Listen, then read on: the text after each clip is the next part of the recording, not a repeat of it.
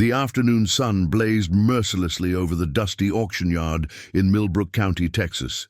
Cattle lowed in distant pens, while pickup trucks kicked up clouds of red dirt as they pulled into the makeshift parking area. This wasn't just any livestock auction. Today, something unprecedented was happening that would shake the entire ranching community to its core. Before we jump back in, tell us where you're tuning in from. And if this story touches you, make sure you're subscribed, because tomorrow I've saved something extra special for you. Marcus Thompson adjusted his black Stetson as he stepped out of his silver F-250, the dust immediately settling on his polished boots. At 62, he commanded respect wherever he went in Texas ranching circles. His weathered hands told stories of decades working the land, but his sharp blue eyes missed nothing. Today, those eyes were focused on a commotion near the auction platform that made his stomach turn. What in God's name is happening over there? Marcus muttered to himself, pushing through the growing crowd of ranchers, farmers, and curious onlookers. At the center of the chaos stood Vernon Hayes, a wiry man in his 50s whose reputation for cruelty preceded him wherever he went. His calloused hands gripped the shoulders of a young man who couldn't have been more than 22. The boy, Marcus couldn't help but think of him as a boy despite his age, sat in a wheelchair, his legs thin and motionless beneath worn denim. "Jeans, ladies and gentlemen," Vernon's voice cut through the murmur of the crowd like a rusty blade. "I present to you my son, Daniel Hayes. Strong back, good with animals, and he can work twice as hard as any able-bodied man to prove his worth." The crowd shifted uncomfortably. This wasn't cattle or farm equipment being auctioned. This was a human being. Daniel's dark brown hair fell across his forehead, partially obscuring green eyes that blazed with a mixture of humiliation and defiant fury. His hands gripped the wheelchair's armrests so tightly his knuckles had gone white. Despite the circumstances, Marcus noticed the young man's broad shoulders and muscular arms, evidence of someone who had worked hard, despite his disability.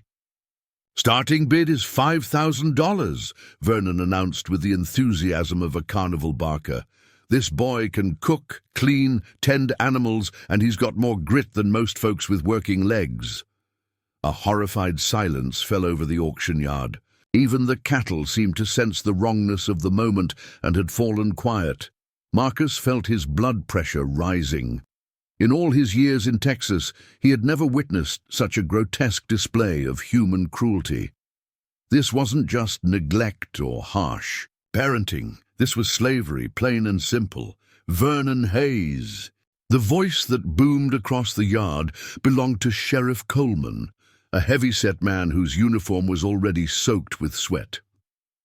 "What exactly do you think you're doing here?" Vernon's eyes darted nervously toward the law enforcement officer. "Nothing illegal, Sheriff. Just trying to find my boy a good home where he can earn his keep. Medical bills are piling up, and I can't afford to keep feeding a mouth that doesn't contribute." Daniel's jaw clenched at his father's words, but he remained silent. Marcus noticed the way the young man's hands trembled, not from fear, but from barely contained rage. "You can't auction off a human being, you damned fool!" Sheriff Coleman pushed through the crowd, his hand resting on his belt. "This isn't 1850. "It's not slavery," Vernon protested, sweat beading on his forehead. It's like an apprenticeship. Someone takes him in, teaches him a trade, gives him purpose.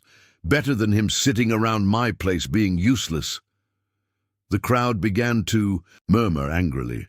Marcus recognized several faces, good people who had built their lives on hard work and integrity.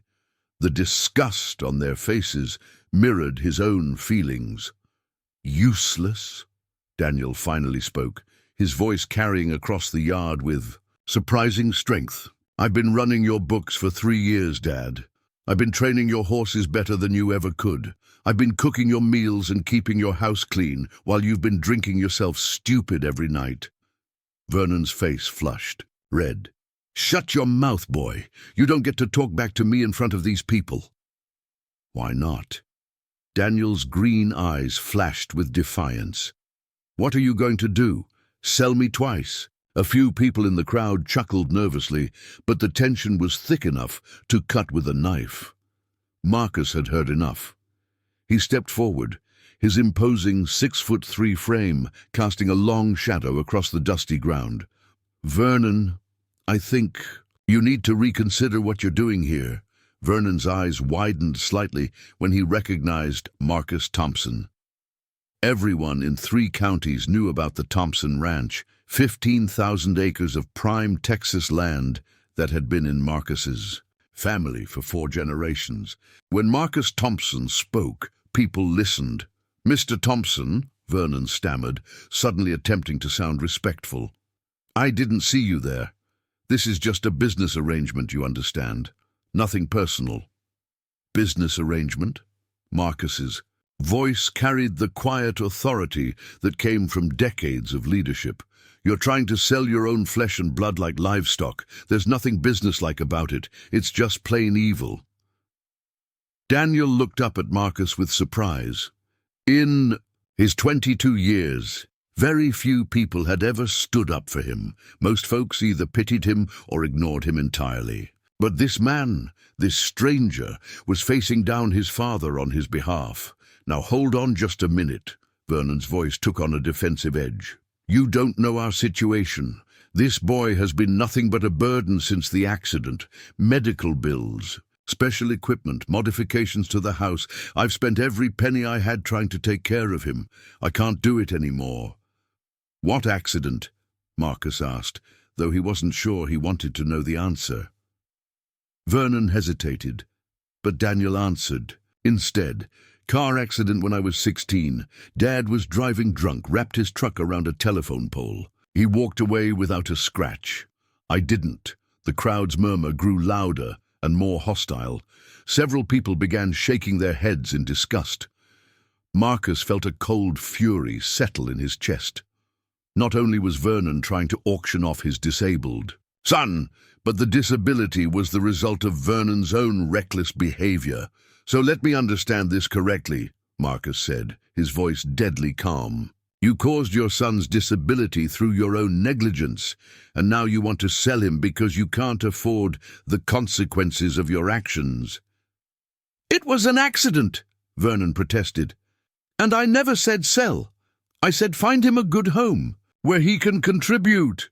"By taking money for him," Sheriff Coleman interjected. "That's called selling, Vernon." Daniel had been watching this exchange with growing amazement. For the first time in years, people were treating him like a human being rather than a problem to be solved or a burden to be managed. But he also knew his father well enough to recognize the dangerous glint in Vernon's eyes. "Dad," Daniel said quietly, "just stop. Please. This isn't going to end well for either of us." "You shut up," Vernon snapped, raising his hand as if to strike his son. Marcus moved faster than anyone expected a man his age could move. His hand clamped down on Vernon's wrist with the strength of someone who had spent his life working with livestock and heavy machinery. "I wouldn't do that if I were you," Marcus said, his voice barely above a whisper, but carrying enough menace to make Vernon go pale. The crowd pressed closer, sensing that something significant was about to happen.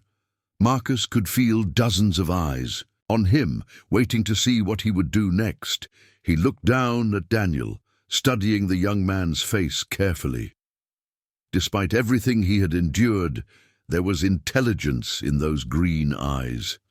More than intelligence, there was determination and a fierce pride that hadn't been broken despite years of abuse and neglect. "Son," Marcus said, addressing Daniel directly for the first time, "what's your name?" "Daniel Hayes, sir, but most folks just call me Danny." "Well, Danny, I'm Marcus Thompson. I run a ranch about 20 miles north of here." Marcus released Vernon's wrist and took a step back. "I'm curious, what do you know about horses?" Daniel's eyes lit up slightly. "I've been training them since I was 12, sir. Dad's horses mostly, but I've worked with several breeds. Quarter horses, Appaloosas, even a few thoroughbreds that folks brought by for problem training." Training from a wheelchair? Yes, sir. Horses don't care if you've got working legs or not. They care about consistency, patience, and understanding their nature. I found that being closer to ground level actually helps with some of the more skittish ones. Marcus nodded slowly.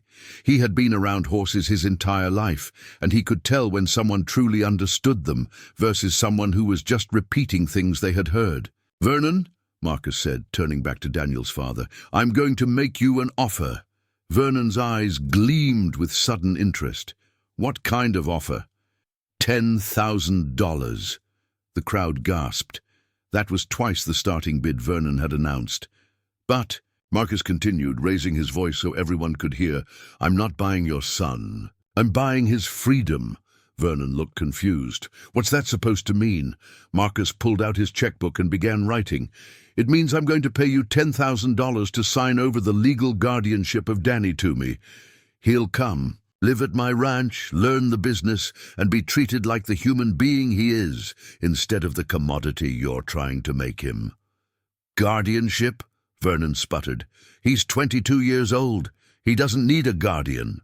"Maybe not legally," Marcus said, tearing the check from his book, "but he needs someone who will give him the opportunity to build a real life. And from what I can see, that someone sure as hell isn't you." Preparing and narrating this story took us a lot of time, so if you are enjoying it, subscribe to our channel. It means a lot to us. Now back to the story. Daniel stared at Marcus in shock. This stranger was offering to essentially buy him away from his father, but not as property. As a person deserving of respect and opportunity. "I don't understand," Daniel said quietly. "Why would you do this? You don't even know me." Marcus folded the check and looked Daniel in the eye. "Son, I've been ranching for 40 years. I've learned to judge character pretty quickly, whether it's in a horse or a person. You've got something most folks spend their whole lives searching for." "What's that?" "Heart. Real heart. The kind that doesn't break no matter how hard life tries to crush it." Vernon snatched the check from Marcus's hand before anyone could object. His eyes widened when he saw the amount. This is really for 10,000. "It is, but there are conditions." Vernon looked suspicious. "What conditions?" "First, you sign papers giving up any legal claim to Danny. Second, you never contact him again unless he reaches out to you first. Third, if I ever hear about you trying to pull something like this again with anyone else, I'll make sure everyone in Texas knows exactly what kind of man you really are." The crowd murmured approval. Several people nodded vigorously. Vernon looked at the check, then at his son, then back at the check. The internal struggle was visible on his face, greed warring with whatever tiny shred of paternal feeling might still exist. "Dad," Daniel said softly, "just take the money and go. We both know this is for the best." Vernon's face hardened. "Fine, but don't come crying to me when you realize what you've gotten yourself into, boy. This man doesn't know what kind of burden you really are." Marcus stepped closer to Vernon, his voice low enough that only the three of them could hear. "The only burden I see here is the one you've been carrying around your whole life, a complete lack of human decency." Vernon pocketed the check and stalked away without another word, pushing through the crowd toward his rusted pickup truck. The sound of his engine starting and his tires spinning in the dirt marked the end of one chapter and the beginning of another. Sheriff Coleman approached Marcus and Danny. "Mr. Thompson, I appreciate what you just did, but I need to make sure everything here is legal and above board." "Of course, Sheriff. I'll have my attorney draw up the proper paperwork this week. In the meantime, Danny is welcome to stay at my ranch as my guest." Daniel looked overwhelmed. "Mr. Thompson, Marcus, I don't know what to say. This is incredibly generous, but I can't let you just give away $10,000 for someone you don't know." Marcus smiled for the first time that day. "Son, the best investments are the ones that seem risky at first glance. Besides, I didn't get this far in life by playing it safe." The crowd began to disperse, many people stopping to shake Marcus's hand or pat Daniel on the shoulder as they passed. Word of what had happened would spread through the county like wildfire. As the dust settled and the auction yard emptied, Marcus looked down at Daniel, who was still processing everything that had just occurred. "So, Danny, are you ready to see what a real ranch looks like?" Daniel looked up at this man who had just changed his entire life with the stroke of a pen. "Yes, sir, I think I am." As Marcus loaded Daniel's wheelchair into the back of his truck and helped him into the passenger seat, neither man could have imagined how this impulsive act of kindness would transform both of their lives in ways they never could have anticipated. The 40-minute drive to Thompson Ranch passed mostly in comfortable silence, with Danny staring out the window at the endless Texas landscape rolling by. Marcus occasionally pointed out landmarks or neighboring properties, but he seemed to sense that his new guest needed time to process what had just happened.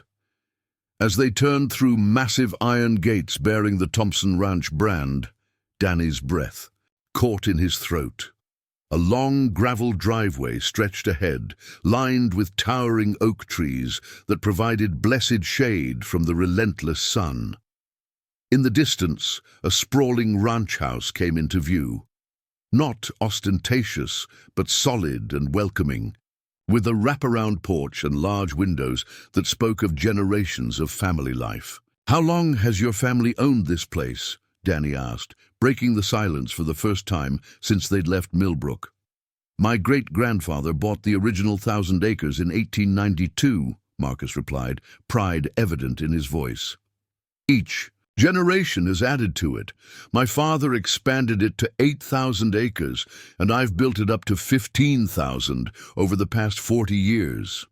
Danny tried to imagine what it would be like to have that kind of legacy, a family history built on hard work and success rather than disappointment and broken promises. The closest thing to family tradition he'd experienced was his father's consistent pattern of failure and blame. As they pulled up to the main house, a woman emerged from the front door. She appeared to be in her late 50s, with silver-streaked, auburn hair pulled back in a practical ponytail, and wearing jeans that had clearly seen real work. Her face was kind but weathered, and when she smiled, Danny could see genuine warmth in her brown eyes. "That's my wife, Catherine," Marcus said, waving to the woman. "Cat, come meet Danny." Catherine approached the truck with the confident stride of someone comfortable in her own skin. As Marcus helped Danny transfer from the truck to his wheelchair, she waited patiently without hovering or offering unwanted assistance. "Danny, this is my better half, Catherine Thompson. Cat, this is Danny Hayes." Catherine extended her hand with a firm handshake. "Welcome to Thompson Ranch, Danny. Marcus called me from the road and told me what happened. I'm glad you're here." "Thank you, ma'am," Danny replied, still somewhat overwhelmed by the kindness he was experiencing. "I appreciate you welcoming a stranger into your home." "Nonsense," Catherine said with a dismissive wave. "Marcus has been known to bring home strays before. Injured calves, abandoned dogs, even a baby owl once.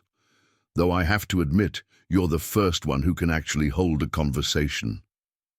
Danny couldn't help but smile at that, and Marcus chuckled as well. "Come on," Catherine continued. "Let me show you around and get you settled. I've prepared the guest room on the first floor. It has its own bathroom and direct access to the porch." As they made their way into the house, Danny was struck by the lived-in comfort of the place. Family photos covered every available surface, showing generations of Thompsons at various ranch events, family gatherings, and milestones. The furniture was sturdy and well-made rather than fashionable, and everything spoke of a family that had built their life together with intention and care. "This is beautiful," Danny said as they passed through the living room. "You can feel the history in this place." Catherine smiled. 42 years of marriage and 4 children will definitely leave their mark on a house. Speaking of which, you'll meet our kids eventually. Sarah lives in Dallas. She's a veterinarian. Michael runs a cattle operation in Montana. Rebecca is a teacher in Austin, and David is finishing his master's degree at A&M. They all moved away? Danny asked. Marcus nodded. We raised them to follow their own paths. The ranch will always be here if any of them want to come back. But we never wanted them to feel trapped by it. Danny absorbed this information quietly. The concept of parents encouraging their children's independence was foreign to him. His father had always made it clear that Danny was expected to stay home and be grateful for whatever scraps of attention or opportunity came his way. The guest room Catherine showed him was larger than his entire living space back at his father's house. A king-sized bed dominated one wall, while a desk and comfortable reading chair occupied the space near large windows that looked out over the ranch's main pastures. The bathroom was clearly designed for accessibility, with grab bars and a roll-in shower. I hope this will be comfortable for you, Catherine said. If you need anything adjusted, or if there's anything else you require, just let us know. This is more than I ever expected, Danny said honestly. Thank you both. I just want you to know that I don't expect charity. I'm willing to work for my keep, whatever that looks like. Marcus leaned against the doorframe. We'll figure that out together, son. But first, why don't you tell us a bit about yourself? What did your life look like before today? Danny hesitated. He had spent so many years avoiding talking about his circumstances that opening up felt strange and vulnerable.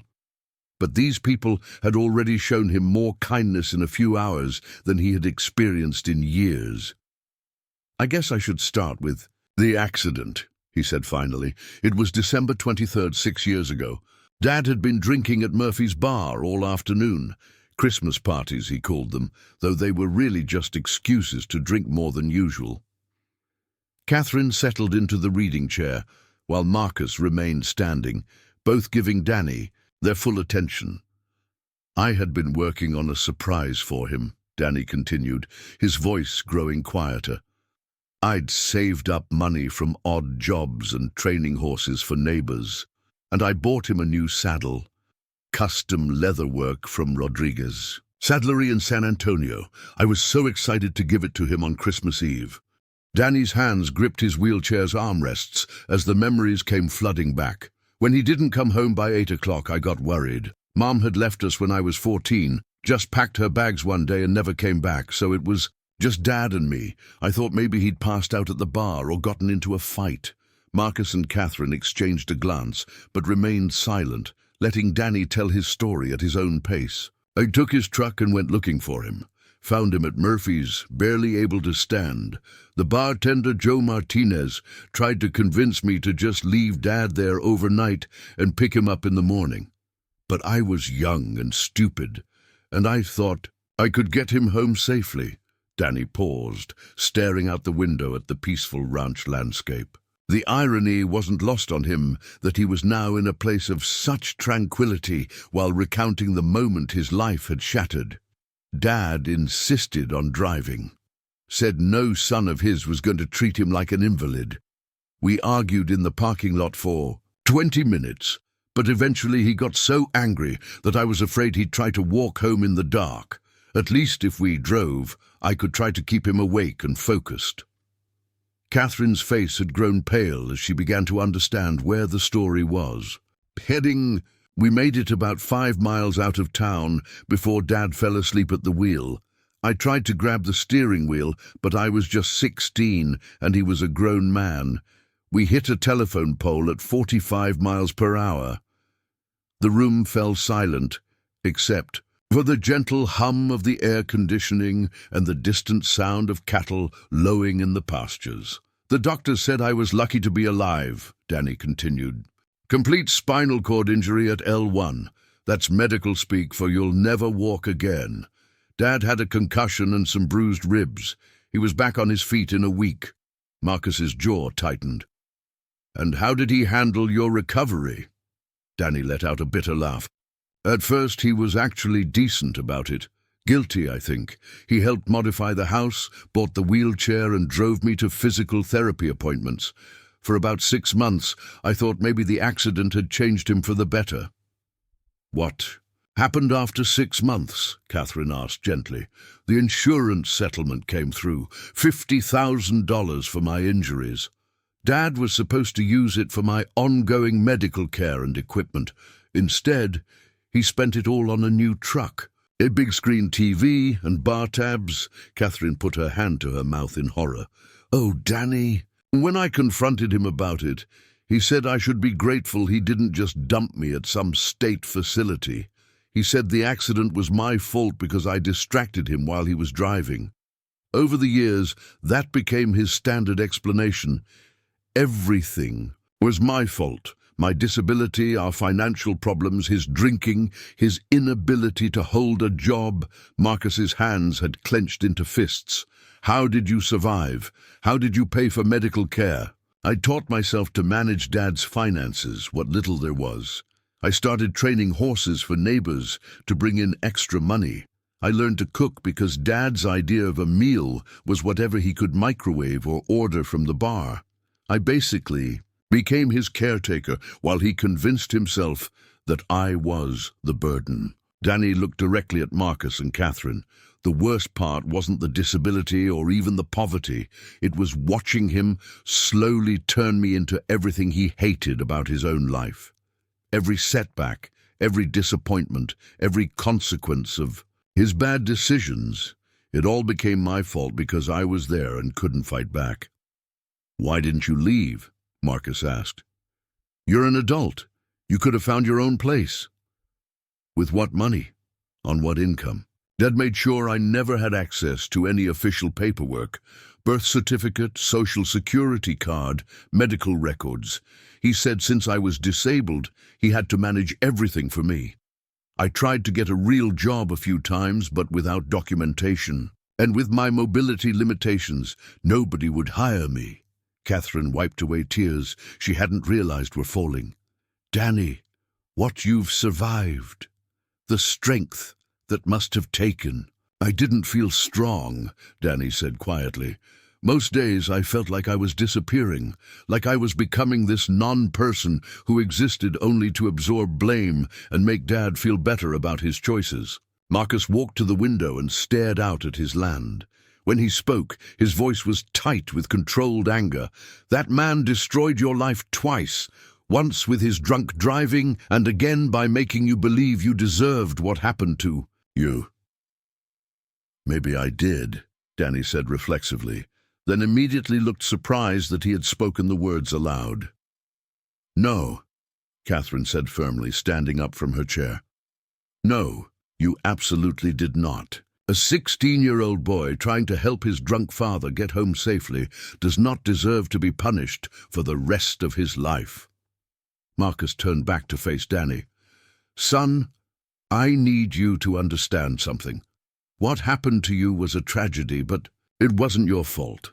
What your father did to you afterward, that was a choice, his choice. Every day for 6 years, he chose to blame you instead of taking responsibility for his own actions.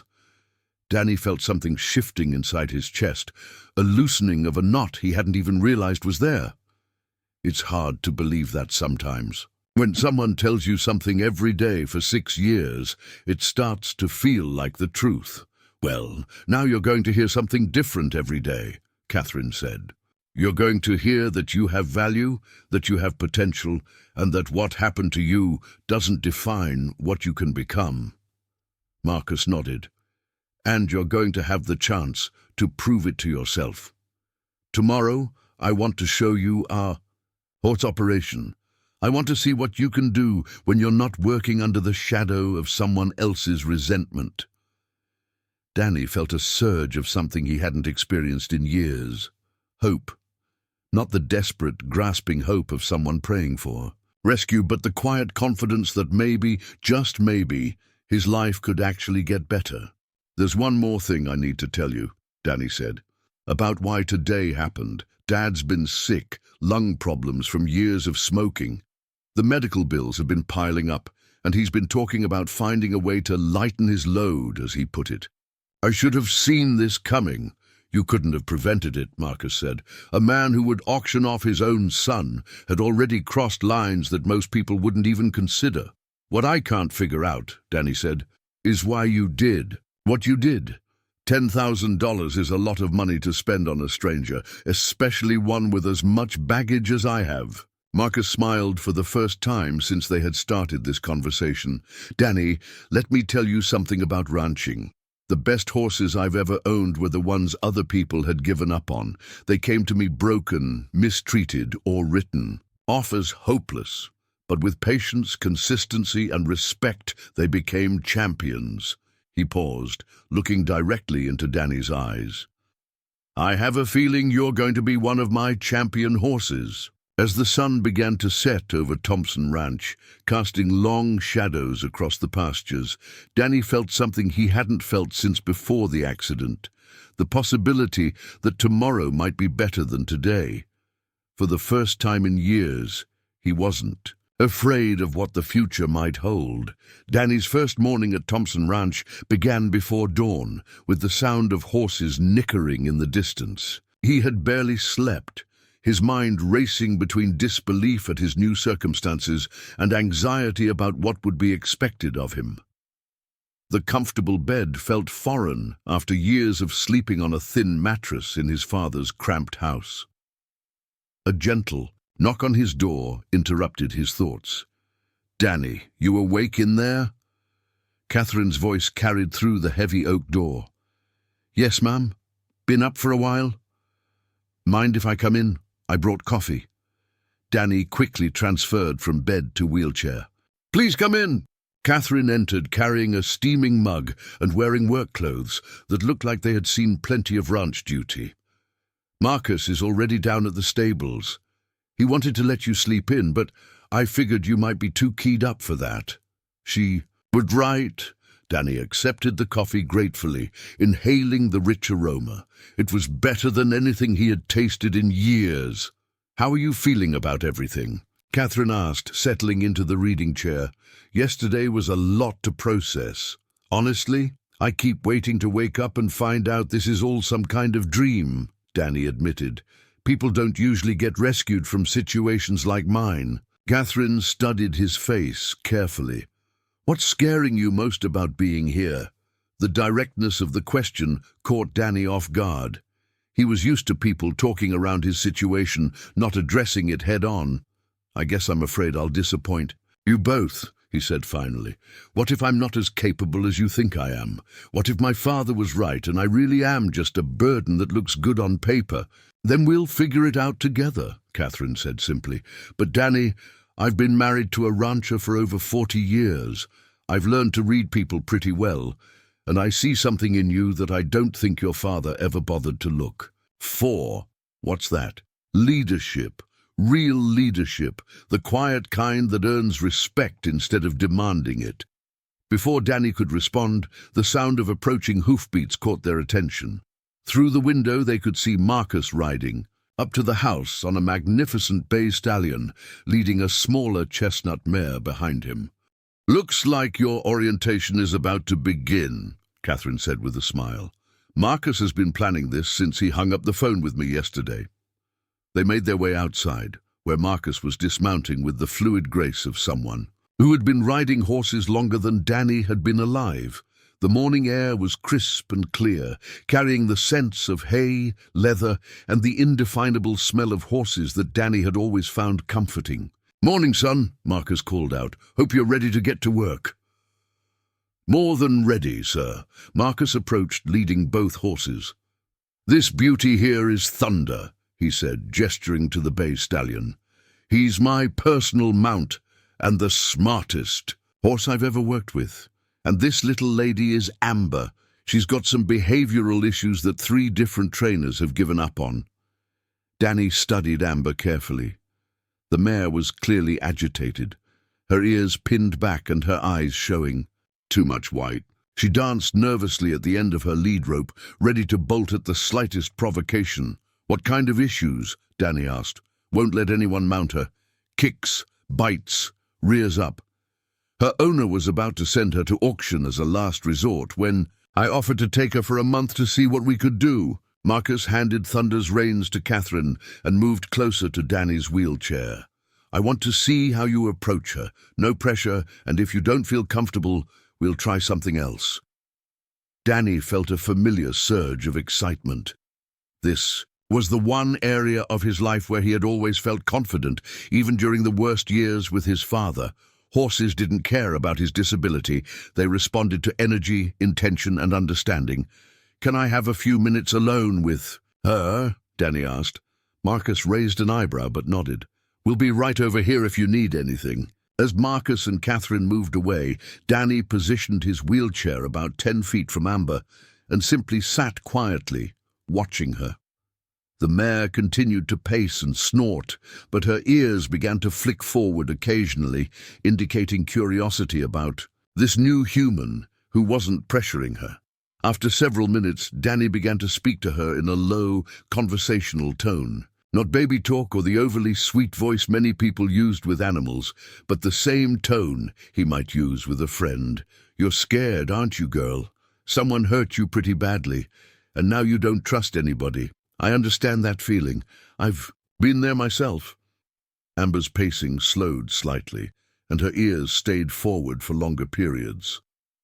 "The thing is," Danny continued, "being afraid all the time is exhausting. I should know. I spent 6 years waiting for the next bad thing to happen. But maybe we can figure out together that not everyone is going to hurt us." From their position near the house, Marcus and Catherine watched in fascination as the agitated mare gradually began to calm down. Her head lowered, and she stopped pulling against the lead rope. "I've never seen anything like this," Catherine whispered to her husband. "Neither have I," Marcus replied, his voice filled with amazement. After about 20 minutes, Danny slowly moved his wheelchair closer to Amber. When she showed no signs of distress, he extended his hand, palm up, letting her smell him.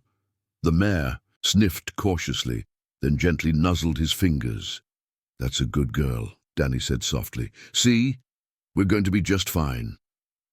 Marcus and Catherine approached slowly, not wanting to break the spell that seemed to have settled over the horse. "And trainer, how did you do that?" Marcus asked, genuine awe in his voice.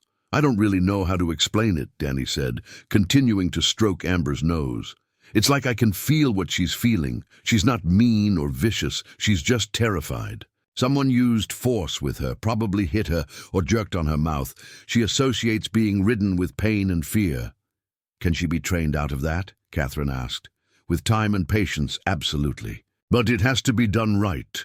No shortcuts, no dominance games, just consistent, gentle work that rebuilds her trust." Marcus looked thoughtful.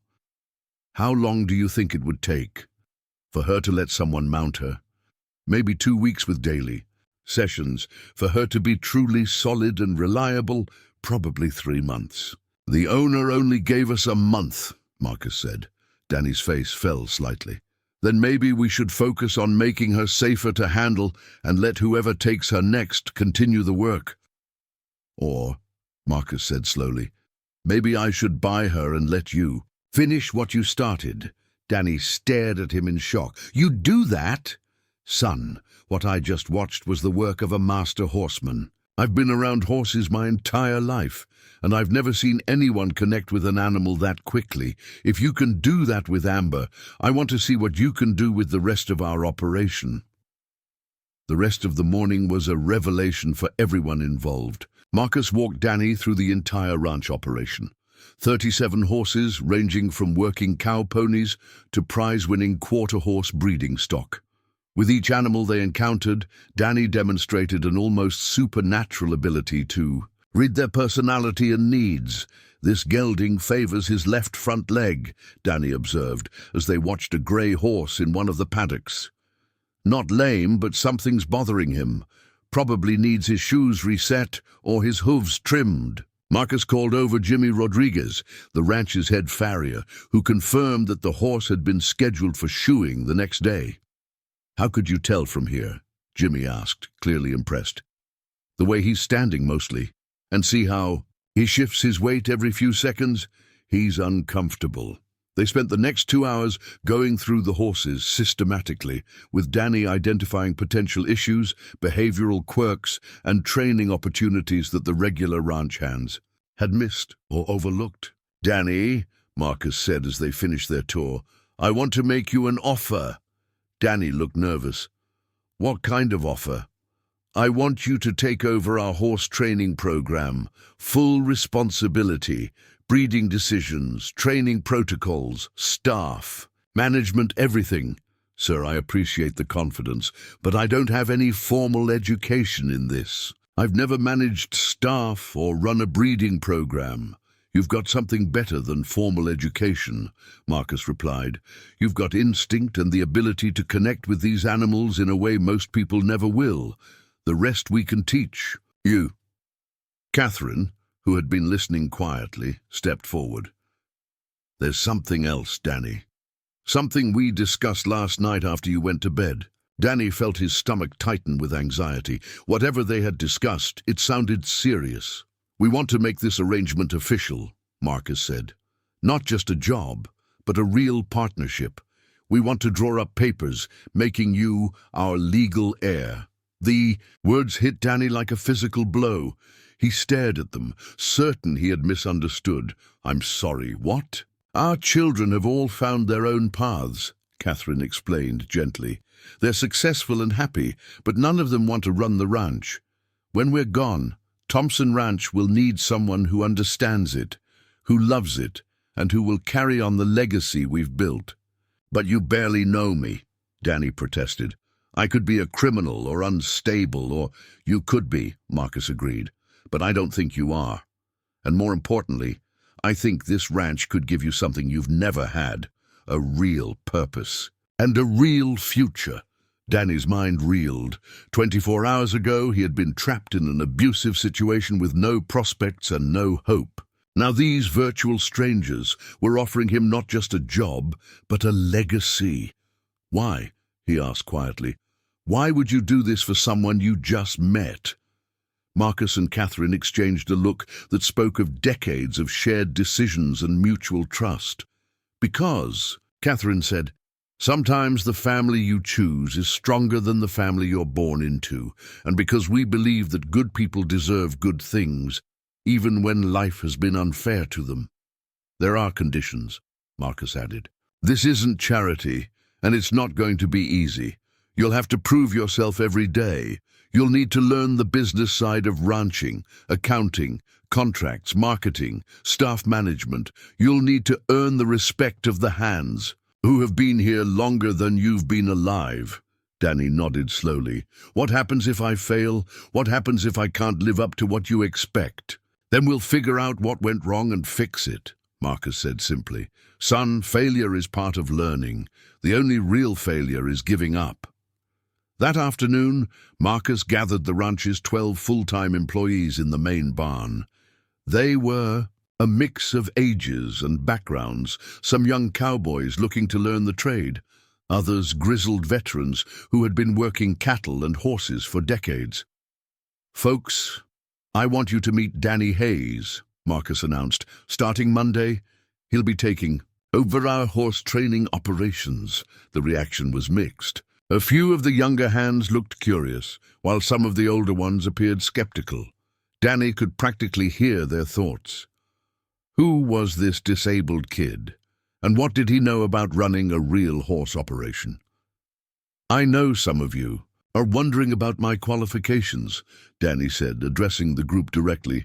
"I don't have a degree from Texas A&M or certificates from fancy training programs. What I do have is 15 years of experience working with horses, including 6 years of problem-solving with limited resources and difficult circumstances." He paused, making eye contact with as many of the hands as possible. "I'm not here to change everything overnight or to dismiss the knowledge and experience you all bring to this operation. I'm here to learn from you as much as I hope you'll learn from me. If you give me a chance to prove myself, I think we can build something special together." An older cowboy named Pete Wilson, who had been with the ranch for 23 years, stepped forward. "What makes you think you can handle horses from a wheelchair?" It wasn't said with malice, but it was clearly a test, the kind of direct challenge that would determine whether Danny would earn respect or be seen as Marcus's pet project. Danny smiled. "Pete, right?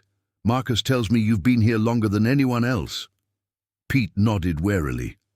"I think a horse is about the only animal that doesn't care whether you've got working legs or not," Danny said. "They care about consistency, fairness, and understanding their nature.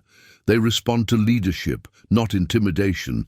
And from where I sit, I'm actually closer to their eye level, which can be an advantage with nervous or aggressive animals." "Prove it," Pete said simply. "Bring me your most difficult horse," Danny replied without hesitation. "Give me 30 minutes, and if I can't make progress, I'll step aside and stick to paperwork." Pete grinned for the first time since the meeting started. "Fair enough. Jimmy, bring out Diablo." Marcus looked concerned. "Pete, Diablo hasn't been handled in 6 months. He's not safe for anyone to work with. If the boy wants to prove himself," Pete said, still grinning, "let's see what he's made of." As Jimmy led out a massive black stallion that was clearly agitated and aggressive, Danny felt the familiar surge of excitement and challenge that had always driven him. This was his moment to prove that his father had been wrong about everything. That he wasn't a burden, wasn't helpless, and wasn't defined by his disability. The next 30 minutes would determine not just his future at Thompson Ranch, but his entire sense of self-worth.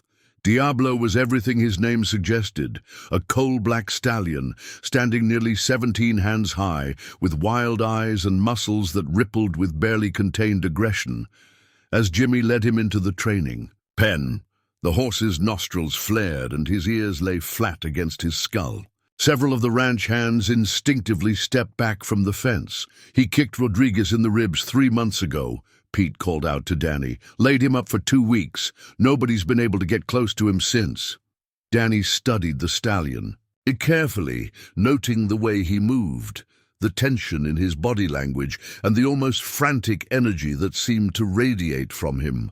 This wasn't just a difficult horse. This was an animal in genuine distress. "When did his behavior change?" Danny asked, not taking his eyes off Diablo.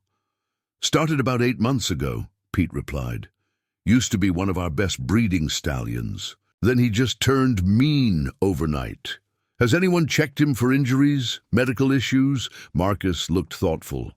"Doc Peterson examined him when the problem started, said he couldn't find anything wrong." Danny wheeled closer to the pen, ignoring the way Diablo immediately focused on him with what looked like predatory intensity. The other ranch hands exchanged nervous glances, clearly expecting violence. "Jimmy, can you remove his halter and step out of the pen?" Danny asked. "You sure about that?" Jimmy looked at Marcus for confirmation. "Once that halter comes off, there's no controlling him." "I'm sure." Reluctantly, Jimmy unclipped the lead rope and slipped the halter off Diablo's head before quickly exiting the pen. The stallion immediately began pacing the perimeter, his powerful hooves striking the ground with enough force to send small clouds of dust into the air. Danny positioned his wheelchair just outside the fence and began to speak in the same low, conversational tone he had used with Amber that morning. "You're in pain, aren't you, big guy? Something's hurting, and everyone who tries to help you just makes it worse." Diablo's pacing slowed slightly, though his ears remained pinned back. "I know that feeling," Danny continued. "When you're hurting, and people keep pushing you to act normal, to be what they expect you to be. Eventually, you just want to fight back at everybody." Catherine, who had joined the group at the fence, watched in fascination as the stallion's attention became focused entirely on Danny's voice. The other horses in nearby paddocks had also grown quiet, as if sensing something important was happening. "Tell me about his history," Danny said to Pete, never taking his eyes off the horse. "Where did he come from? How long has he been here?" "Marcus bought him as a yearling from the Williamson Ranch up in Oklahoma," Pete replied. "That was 6 years ago. He was always spirited, but never vicious like this." "Any changes in his environment? Different stalls, new horses, change in routine?" Marcus Ma thought for a moment. We moved him to the north pasture about 9 months ago. Better grass, bigger space. Thought he'd like the upgrade. Show me that pasture later, Danny said. Something about the timeline was bothering him.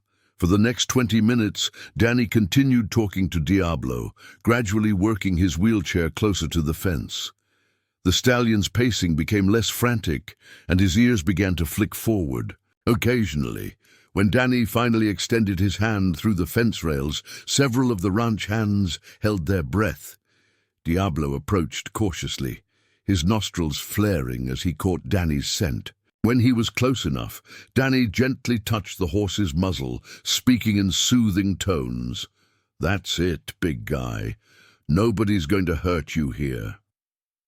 As Danny's hand moved along Diablo's neck, the stallion suddenly flinched and pulled away when Danny touched a spot just behind his withers. "There," Danny said quietly, "that's where it hurts." He looked up at Marcus. "Have Doc Peterson come out again. I think there's something wrong with his back or spine that's been missed." When horses are in chronic pain, especially pain that gets worse when they're ridden, they often become aggressive as a defense mechanism. Marcus nodded and pulled out his cell phone. "I'll call him now." Dr. Peterson arrived an hour later. A gruff man in his 70s who'd been treating ranch animals for over 4 decades. With Danny's guidance, he focused his examination on the area where Diablo had shown sensitivity. "Well, I'll be damned," Dr. Peterson muttered after several minutes of careful palpation. "There's definitely inflammation along the thoracic vertebrae. Could be a pinched nerve or muscle spasm. Might have been caused by a fall or awkward movement." "Can it be treated?" Danny asked.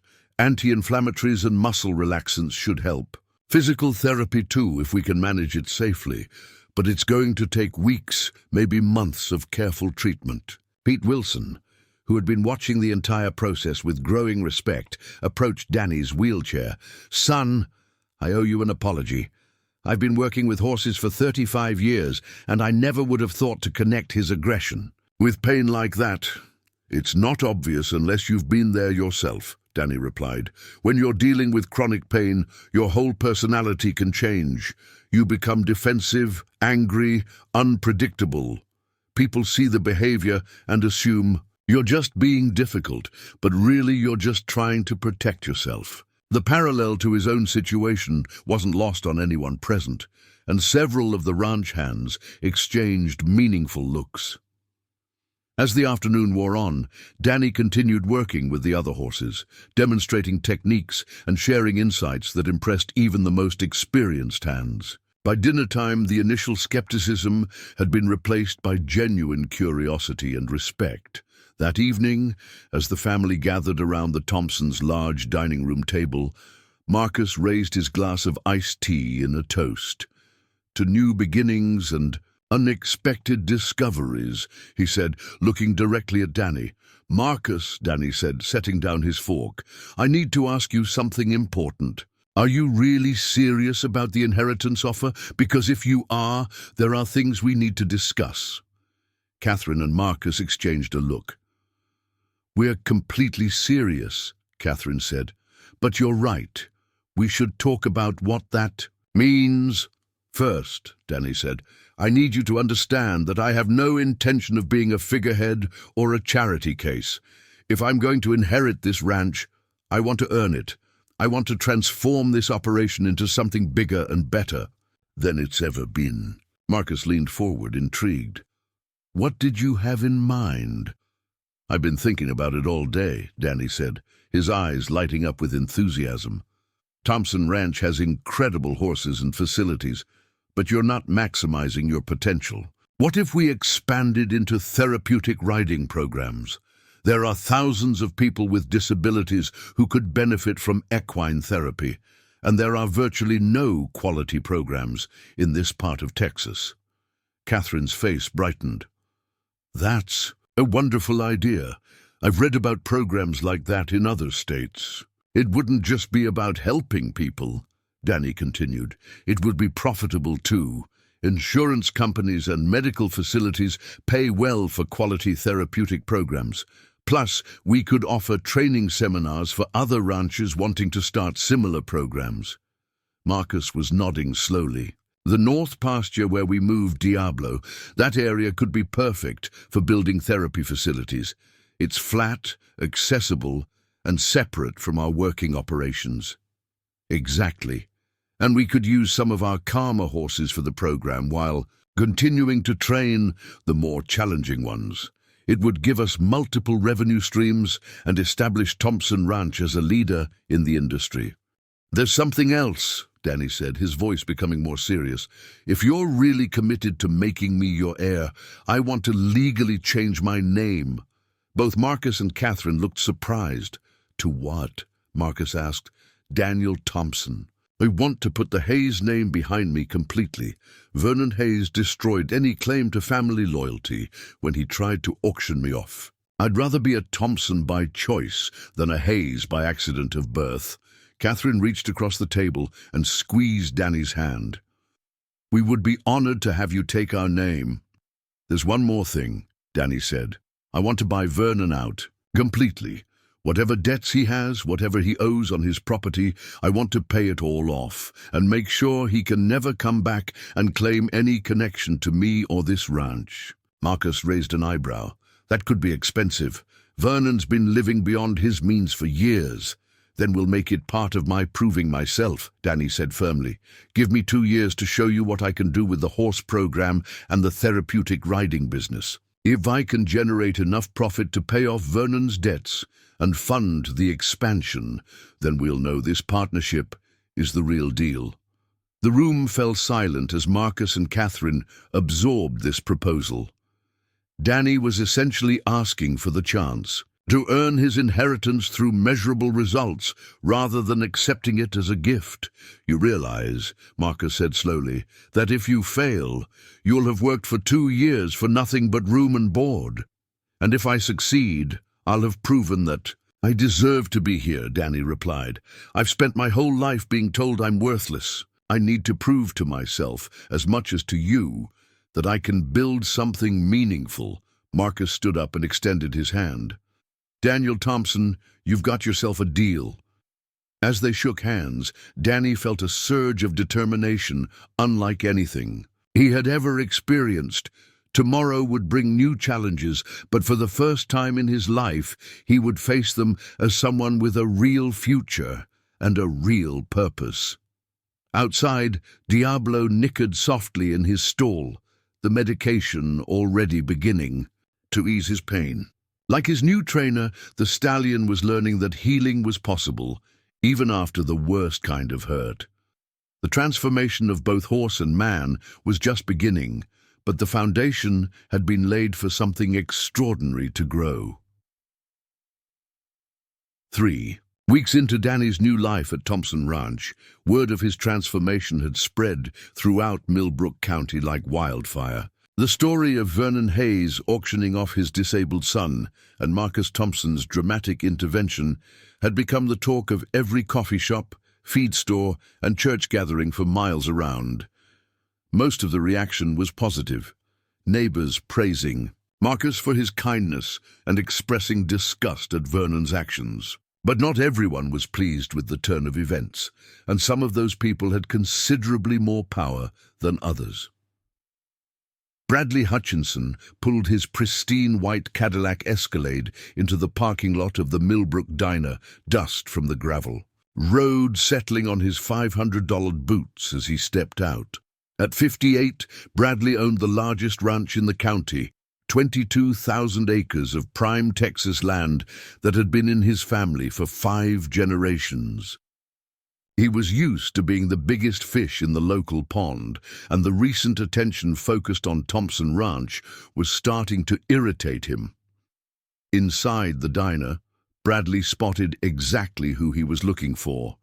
Vernon Hayes, hunched over a cup of coffee, at a corner booth, looking like a man who had spent the better part of 3 weeks drinking away his guilt and anger. "Vernon," Bradley said, sliding into the opposite seat without invitation, "you look like hell." Vernon glanced up with bloodshot eyes. "What do you want, Hutchinson?" "Just checking on an old friend." I heard about your situation with your boy." Vernon's face darkened. "That ungrateful little bastard. After everything I did for him, he runs off with the first rich man who waves money around." Bradley smiled coldly. "Interesting perspective.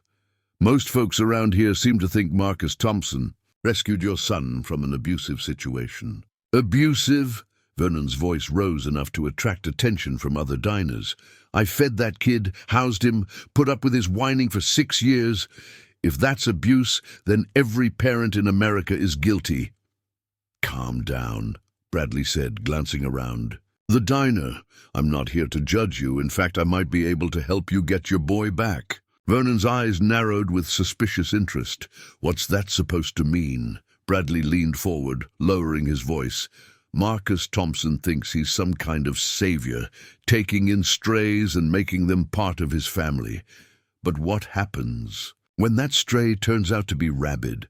What happens when Daniel Hayes proves he's exactly what you always said he was, a burden who can't contribute anything meaningful?" "What are you getting at?" "I'm saying that boy is going to fail spectacularly.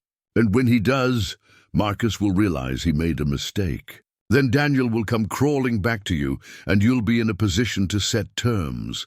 Vernon took a long sip of his coffee, considering. "Even if that happens, I already took Thompson's money. Daniel made it clear he wants nothing to do with me." "Money can be returned," Bradley said smoothly, "and sons forgive their fathers, especially when they have nowhere else to go. The question is whether you're willing to help speed up the process." "Speed it up how?" Bradley pulled out a business card and slid it across the table. "I know people who could make life difficult for the Thompson operation. Health inspectors, zoning officials, tax assessors. Amazing how many problems can develop when the right people start asking the right questions." Vernon pocketed the card. "Why would you help me? You barely know me. Let's just say I don't like seeing upstarts get too much attention. Marcus Thompson has been the golden boy of this county for too long. It's time someone reminded him that actions have consequences." Meanwhile, back at Thompson Ranch, Danny was discovering that his new life came with challenges he hadn't anticipated. The therapeutic riding program proposal had generated enormous interest from medical professionals and disability advocates throughout the region, but it had also attracted unwanted attention from regulatory agencies. Mr. Thompson, a stern-faced woman in a grey suit, stood at the front door, flanked by 2 men carrying clipboards and cameras. "I'm Inspector Patricia Meadows from the Texas Department of Health Services. We're here to conduct a preliminary inspection of your facilities regarding your application for therapeutic services licensing." Catherine showed them in, though she looked confused. "I'm sorry, but we haven't submitted any applications yet. We're still in the planning stages." Inspector Meadows consulted her clipboard. "According to our records, someone filed a complaint, alleging that you're already providing unlicensed therapeutic services to disabled individuals." Marcus appeared from his office, his face grim. "Who filed this complaint?" "That information is confidential. May we proceed with the inspection?" For the next 3 hours, the inspectors combed through every inch of the ranch, photographing facilities, measuring distances, and taking detailed notes. They found nothing wrong. The Thompson Ranch was immaculately maintained and operated, but they made it clear that any future therapeutic programs would require extensive licensing, insurance, and facility modifications that could cost hundreds of thousands of dollars. "We'll be submitting our report within 30 days, Inspector Meadows announced as they prepared to leave. "You'll receive official notification of any required actions at that time." Danny watched from the porch as the inspectors drove away. "This isn't a coincidence," he said to Marcus and Catherine. "Someone's trying to sabotage our plans before we even get started." "But who?" Catherine asked. "And why?" Before anyone could answer, Pete Wilson came jogging up from the stables, his face flushed with anger and exertion. "Boss, we have problems," he announced breathlessly. "Someone cut the fence on the north pasture last night. Half our breeding stock is scattered across 3 counties." Marcus cursed under his breath. "How many are missing?" 12 heads, including Thunder, and that new mare you bought last month. Jimmy and the boys are out tracking them now, but some of these horses could be anywhere." Danny's jaw tightened. This definitely isn't a coincidence. The next several hours were chaos, as ranch hands fanned out across the county, searching for the missing horses. Danny coordinated the search from the ranch house, using his knowledge of horse behavior to predict where the animals might have gone. By late afternoon, they had recovered 9 of the 12 horses, but Thunder and 2 prize mares were still missing. "They didn't just wander off," Jimmy Rodriguez reported when he returned from the eastern search area. "I found truck tire tracks near where the fence was cut. Someone loaded those horses and hauled them away." Marcus's face was stone cold with fury. "File a report with Sheriff Coleman. I want this investigated as theft, not vandalism." As if summoned by the mention of his name, Sheriff Coleman's patrol car pulled into the ranch yard, kicking up a cloud of dust. But he wasn't alone. Vernon Hayes sat in the passenger seat looking smug and vindictive. "Marcus, Catherine," Sheriff Coleman called out as he approached the house. "I'm afraid I have some bad news. Vernon here has filed charges alleging that you coerced him into signing fraudulent documents regarding his son's guardianship." Danny felt his stomach drop. What kind of charges? The next several hours were chaos, as ranch hands fanned out across the county, searching for the missing horses. Danny coordinated the search from the ranch house, using his knowledge of horse behavior to predict where the animals might have gone. By late afternoon, they had recovered 9 of the 12 horses, but Thunder and 2 prize mares were still missing. "They didn't just wander off," Jimmy Rodriguez reported when he returned from the eastern search area. "I found truck tire tracks near where the fence was cut. Someone loaded those horses and hauled them away." Marcus's face was stone cold with fury. "File a report with Sheriff Coleman. I want this investigated as theft, not vandalism." As if summoned by the mention of his name, Sheriff Coleman's patrol car pulled into the ranch yard, kicking up a cloud of dust. But he wasn't alone. Vernon Hayes sat in the passenger seat, looking smug and vindictive. "Marcus, Catherine," Sheriff Coleman called out as he approached the house. "I'm afraid I have some bad news. Vernon here has filed charges alleging that you coerced him into signing fraudulent documents regarding his son's guardianship." Danny felt his stomach drop. "What kind of charges?" "Elder abuse, fraud, and unlawful detention," Vernon announced with obvious satisfaction. "You people took advantage of a sick old man and essentially kidnapped my boy." "That's ridiculous," Catherine protested. "Marcus paid you $10,000 fair and square, and Daniel is 22 years old. He made his own choice to come." "Here, choice?" Vernon laughed bitterly. "What choice does a disabled kid have when someone waves money around?" Marcus Thompson manipulated a vulnerable young man and turned him against his own father. Sheriff Coleman looked uncomfortable with the whole situation. "Marcus, I know this is probably nonsense, but I have to follow procedure. Vernon's got a lawyer now, and they're demanding a formal investigation." "Who's his lawyer?" Marcus asked. "Bradley Hutchinson's attorney, Robert Crawford," Sheriff Coleman replied. "Apparently Mr. Hutchinson is helping Vernon with his legal expenses." Danny and Marcus exchanged significant looks. The pattern was becoming clear. Bradley Hutchinson was orchestrating a campaign to destroy everything they were building. "Sheriff," Danny said, wheeling forward, "I'd like to make a statement for the record." "Danny, maybe you should wait for a lawyer," Catherine suggested. "No," Danny said firmly. "I want everyone to hear this." He looked directly at his father. "Vernon Hayes never cared about my welfare. For 6 years after the accident he caused, he emotionally and financially abused me. He stole insurance money that was meant for my medical care. He isolated me from potential opportunities and convinced me I was worthless. The day he tried to auction me off like livestock was the day he forfeited any right to call himself my Father, Vernon's face flushed red. You ungrateful little— I'm not finished, Danny interrupted, his voice carrying an authority that silenced everyone present. I'm 22 years old, of sound mind, and I make my own decisions. I chose to come to Thompson Ranch. I chose to change my name to Daniel Thompson. And I choose to build a life where I'm valued for what I can contribute rather than blamed for things beyond my control. He paused, looking around at the assembled group. If Vernon Hayes wants to drag this through the courts, that's his choice.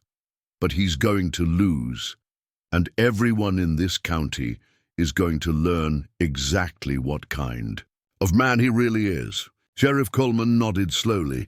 That's a pretty clear statement, son. Vernon, I'll have to include this in my report. He's been brainwashed, Vernon protested. Look at him, sitting there in that wheelchair, thinking he's some kind of big shot. These people have filled his head with lies. The only lies, Danny said quietly, are the ones you told me every day for 6 years, that I was worthless, that I was a burden, that nobody could ever love or value someone like me. The Thompsons showed me those were lies by treating me like a human being instead of a problem to be solved. Vernon started to respond, but Sheriff Coleman held up his hand. I think I've heard enough for now. Vernon, I'll need you to come to the station tomorrow to give a formal statement. Marcus, same for you and your family.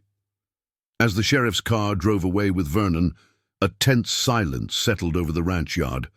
The missing horses, the regulatory, harassment, and now legal threats.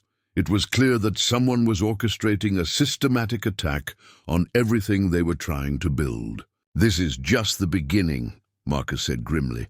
Bradley Hutchinson has money, influence, and apparently no scruples. He's going to keep coming at us until he either succeeds in destroying our reputation or we find a way to stop him. Danny stared down the road where his father had disappeared. Then we need allies, people who know the truth and are willing to stand up for it. What did you have in mind? Catherine asked. I want to call a community meeting. Everyone who was at that auction, everyone who's heard the story, everyone who cares about what's right and what's wrong.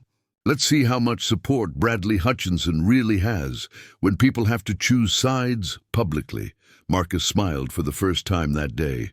Son, I think you're about to learn something important about Texas communities. When good people are threatened by bullies, they tend to circle the wagons. There's something else, Danny added. I want to accelerate our timeline. Instead of waiting 2 years to prove myself, I want to have the therapeutic riding program operational within 6 months. If Hutchinson wants a fight, let's give him one he can't win. As the sun set over Thompson Ranch, painting the sky in brilliant shades of orange and red, Danny felt a familiar surge of determination. His father and Bradley Hutchinson might have money and lawyers, but they were fighting for the wrong reasons. Danny was fighting for his future, his family, and his chance to prove that broken things could be healed and made stronger than they ever were before. The real battle was just beginning, but for the first time in his life, Danny Thompson was ready for war. The Millbrook Community Center hadn't seen a crowd this large since the annual livestock auction. Cars and pickup trucks filled the parking lot and spilled onto the adjacent streets as word of Danny's public meeting spread throughout the county. By 7 o'clock, nearly 300 people had packed into the building, creating a buzz of conversation that could be heard from the parking lot. Danny sat at a table on the small stage, flanked by Marcus and Catherine, facing a sea of faces that represented every segment of their rural community. Ranchers, shop owners, teachers, retired folks and young families all waited to hear what the young man who had become the center of so much controversy had to say. Sheriff Coleman stood at the back of the room, his presence both reassuring and ominous. Scattered throughout the crowd, Danny could spot several people he recognized as Hutchinson employees, undoubtedly there to report back to their boss. Thank you all for coming, Danny began, his voice carrying clearly through the room despite his nervousness. I know many of you have heard different versions of what's been happening at Thompson Ranch, and I wanted you to hear the truth directly. From me, a murmur of approval rippled through the crowd. 3 weeks ago, my father tried to auction me off like livestock because he decided I was too much of a burden to keep around. Marcus and Catherine Thompson stepped in and gave me something I'd never had before, a chance to prove my worth through my own efforts, rather than being judged by my limitations. Danny paused, making eye contact with various people throughout the room. Since then, some powerful people in this community have decided that this arrangement threatens them somehow. They've filed false complaints with state agencies, stolen our livestock, and are now using my father as a puppet to file fraudulent legal charges. Betty Rodriguez, who owned the local bakery, stood up. Danny, honey, we all saw what happened at that auction. Nobody with eyes and a heart could think you deserved that treatment. A chorus of agreement rose from the crowd. That's exactly why certain people are working so hard to discredit what we're building, Danny continued. Because if the community sees that disabled people can contribute meaningfully when given real opportunities, it threatens the narrative that we're just burdens to be managed. From the middle of the room, Dr. Sarah Chen, who ran the county's only physical therapy clinic, raised her hand. Daniel, can you tell us more about these therapeutic riding programs you're planning? Because if they're legitimate, I have several patients who could benefit enormously. Danny's face lit up. Dr. Chen, I was hoping you'd be here. We're designing a comprehensive program that combines traditional physical therapy with equine-assisted activities. Horses provide unique therapeutic benefits that can't be replicated in a clinical setting. Improved balance, muscle tone, emotional regulation, and confidence building. He gestured to a folder on the table. We've already consulted with programs in Colorado and California that have documented remarkable results with everything from cerebral palsy to PTSD.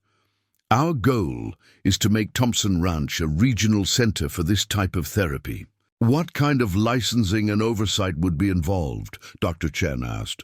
Full medical supervision, certified therapists, insurance compliance, everything by the book, Danny replied. Which is exactly why the harassment we've received from state agencies is so suspicious. Someone filed complaints about unlicensed activities before we'd even submitted our first application. Tom Sullivan, a retired Army veteran who walked with a pronounced limp, stood up. Son, I was at that auction, saw the whole thing. What your daddy did was the most shameful display I've witnessed in 67 years.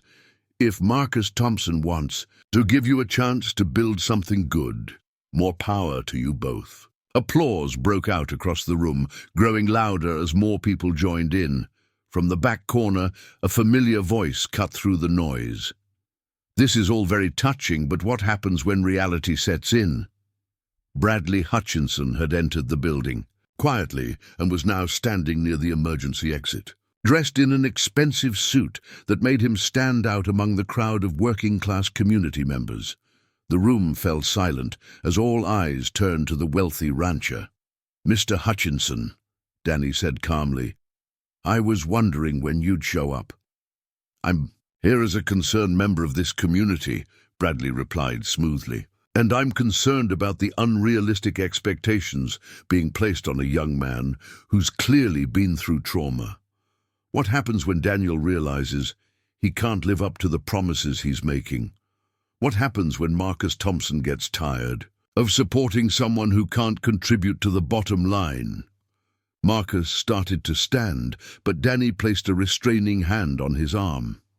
Mr. Hutchinson, Danny said, his voice carrying a quiet authority that surprised everyone. Let me ask you something. How many horses do you currently have in training? Bradley looked taken aback by the question. I don't see how that's relevant. Humor me. How many? We maintain approximately 40 heads of working horses and breeding stock, Bradley replied stiffly. And how many of those horses have behavioral problems that your trainers can't resolve? Bradley's face flushed slightly. That's proprietary information, Danny smiled. Because I happen to know the answer.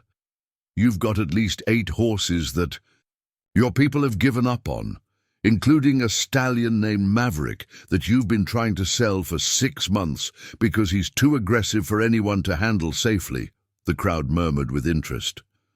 Several people turned to look at Bradley, whose discomfort was becoming obvious. "I also know," Danny continued, "that you've lost 3 experienced trainers in the past year because they couldn't produce results with your problem horses. So when you talk about realistic expectations and contributing to the bottom line, maybe you should consider that some of us can accomplish things your money can't buy." Pete Wilson, who had been sitting near the front, stood up with a grin. "Tell them about Diablo, Danny." Danny nodded. 3 weeks ago, Thompson Ranch had a stallion that nobody could get near. He'd been attacking anyone who tried to work with him for 8 months. Within 30 minutes, I diagnosed the medical issue causing his aggression and developed a treatment plan. Today, that same horse is back in training and showing remarkable progress. "That's just one horse," Bradley protested. "Actually, it's been 12 horses in the past 3 weeks," Pete called out. "This boy has solved problems that some of us have been struggling with for years." Dr. Peterson, the veterinarian, stood up from his seat near the middle of the room. "I can confirm that. Daniel's approach to equine behavioral issues is unlike anything I've seen in 40 years of practice. He identifies problems that other trainers miss and develops solutions that actually work." Bradley's composure was beginning to crack. Even if that's true, running a therapeutic program requires more than just horse training. It requires business management, legal compliance, insurance coordination, all of which I'm learning, Danny interrupted. But more importantly, it requires something you can't teach or buy, the ability to understand what it feels like to need help and to treat people with dignity regardless of their limitations. The room erupted in applause, with several people standing to show their support. When the noise died down, Danny continued, "Mr. Hutchinson, I know you're the one behind the regulatory harassment and the theft of our horses. I know you're funding my father's legal challenge and trying to discredit our program before it gets started." Bradley's lawyer, Robert Crawford, appeared at his client's elbow as if from nowhere. "Mr. Thompson, I'd be very careful about making accusations you can't prove." Danny smiled. "Actually, I can prove it." He nodded to Jimmy Rodriguez, who was standing near the side door. Jimmy stepped outside and returned moments later leading Thunder, the missing stallion, followed by several other ranch hands with the 2 missing mares. "We found them this morning," Jimmy announced to the gasps of the crowd, "in a holding pen on the back 40 of Hutchinson Ranch, along with some very interesting paperwork." Sheriff Coleman, who had been watching the proceedings with growing interest, stepped forward. "What kind of paperwork?" Pete Wilson pulled out a manila folder. "Bills of sale dated yesterday showing that Bradley Hutchinson purchased these horses from Vernon Hayes for $500 each. Funny thing is, Vernon never owned these horses. They belong to Thompson Ranch, and we've got registration papers to prove it." The crowd turned to stare at Bradley, whose face had gone pale. "This is a setup," Bradley sputtered. "Hayes told me he owned those horses. I have documentation." "You have forged documents," Sheriff Coleman said grimly, moving toward Bradley. "In possession of stolen livestock. Mr. Hutchinson, I'm going to need you to come with me." "Wait," Crawford interjected. "My client was acting in good faith, based on information provided by Mr. Hayes." "Your client," Danny said, pulling out his own folder, "has a pattern of using Vernon Hayes to do his dirty work. We've documented 6 instances in the past month, where Hayes was seen on Hutchinson property, including the night our fence was cut." Danny opened his folder and pulled out several photographs. "These were taken by a trail camera we installed after the first incident. They clearly show Vernon Hayes and 2 Hutchinson employees cutting our fence and loading our horses into Hutchinson trucks." The room buzzed with excitement as people craned their necks to see the evidence. "Furthermore," Danny continued. We've discovered that Mr. Hutchinson has been systematically targeting small ranchers throughout the region, using regulatory harassment and legal pressure to force them to sell their land at below-market prices. Dr. Chen stood up again. Is that why the Kowalski farm was condemned last year? The family said the inspection findings didn't make sense. And the Morrison place, added another voice from the crowd. They lost their organic certification overnight after one mysterious complaint. Sheriff Coleman looked grim. Mr. Hutchinson, I think we need to have a much longer conversation at the station. As the sheriff moved to escort Bradley out of the building, Vernon Hayes suddenly appeared from behind the crowd, his face twisted with rage and desperation. This is all lies, he shouted, stumbling slightly as he pushed through the crowd. My boy's been brainwashed by these people. He belongs with his family, not with strangers who are just using him for publicity. The crowd parted as Vernon approached the stage, his breath reeking of alcohol and his eyes wild with fury. Danny, you're coming home with me right now, Vernon demanded. I'm still your father, and I have rights. Danny looked at the man who had tormented him for years, feeling nothing but pity. Vernon, you gave up those rights when you tried to sell me. You have no power over me anymore. I'll take you to court. I'll prove you're not competent to make your own decisions. With what lawyer? Danny asked calmly. Bradley Hutchinson is about to have his own legal problems. Who's going to fund your lawsuit now? Vernon's face crumpled as he realized the implications. Without Hutchinson's backing, he had no resources to continue his legal challenge. Please, he said, his voice breaking, you're all I have left. The medical bills, the debts. I can't manage without help. For a moment, Danny felt a flicker of the old guilt, the ingrained response to take care of the man who had been incapable of taking care of him. But then he remembered the auction block, the years of blame and abuse, and the strength he had found in his new life. Vernon, he said quietly, you need help, but not from me.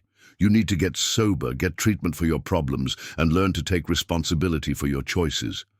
When you're ready to do that, really ready, we can talk, but not before. Vernon stared at his son for a long moment, then turned and stumbled out of the building without another word. As the evening wound down and people began to leave, many stopped to shake Danny's hand or offer words of support. Dr. Chen scheduled a meeting to discuss patient referrals, while several other business owners expressed interest in supporting the therapeutic riding program. Son, Sheriff Coleman said as he prepared to leave, I want you to know that the charges Vernon filed are going to be dropped. After tonight, it's clear who the real victim was in this situation. When the building finally emptied, leaving only the Thompson family and a few close friends, Marcus put his hand on Danny's shoulder. I've been ranching for 40 years, he said, and I've never seen anyone handle a crisis like that. You didn't just defend yourself. You protected this entire community from a predator. Danny looked around at the empty community center, then out at the parking lot where a few trucks were still pulling away. This is just the beginning.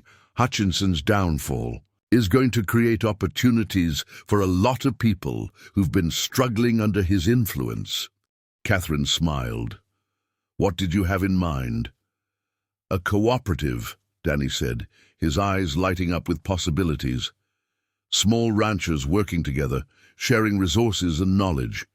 With Hutchinson out of the picture, there's going to be a power vacuum. We need to fill it with something better.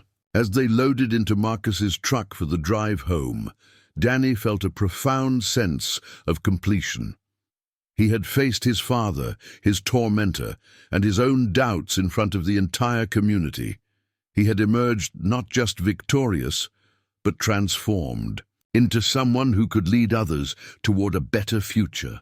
The scared, broken young man who had been auctioned off 3 weeks ago was gone forever.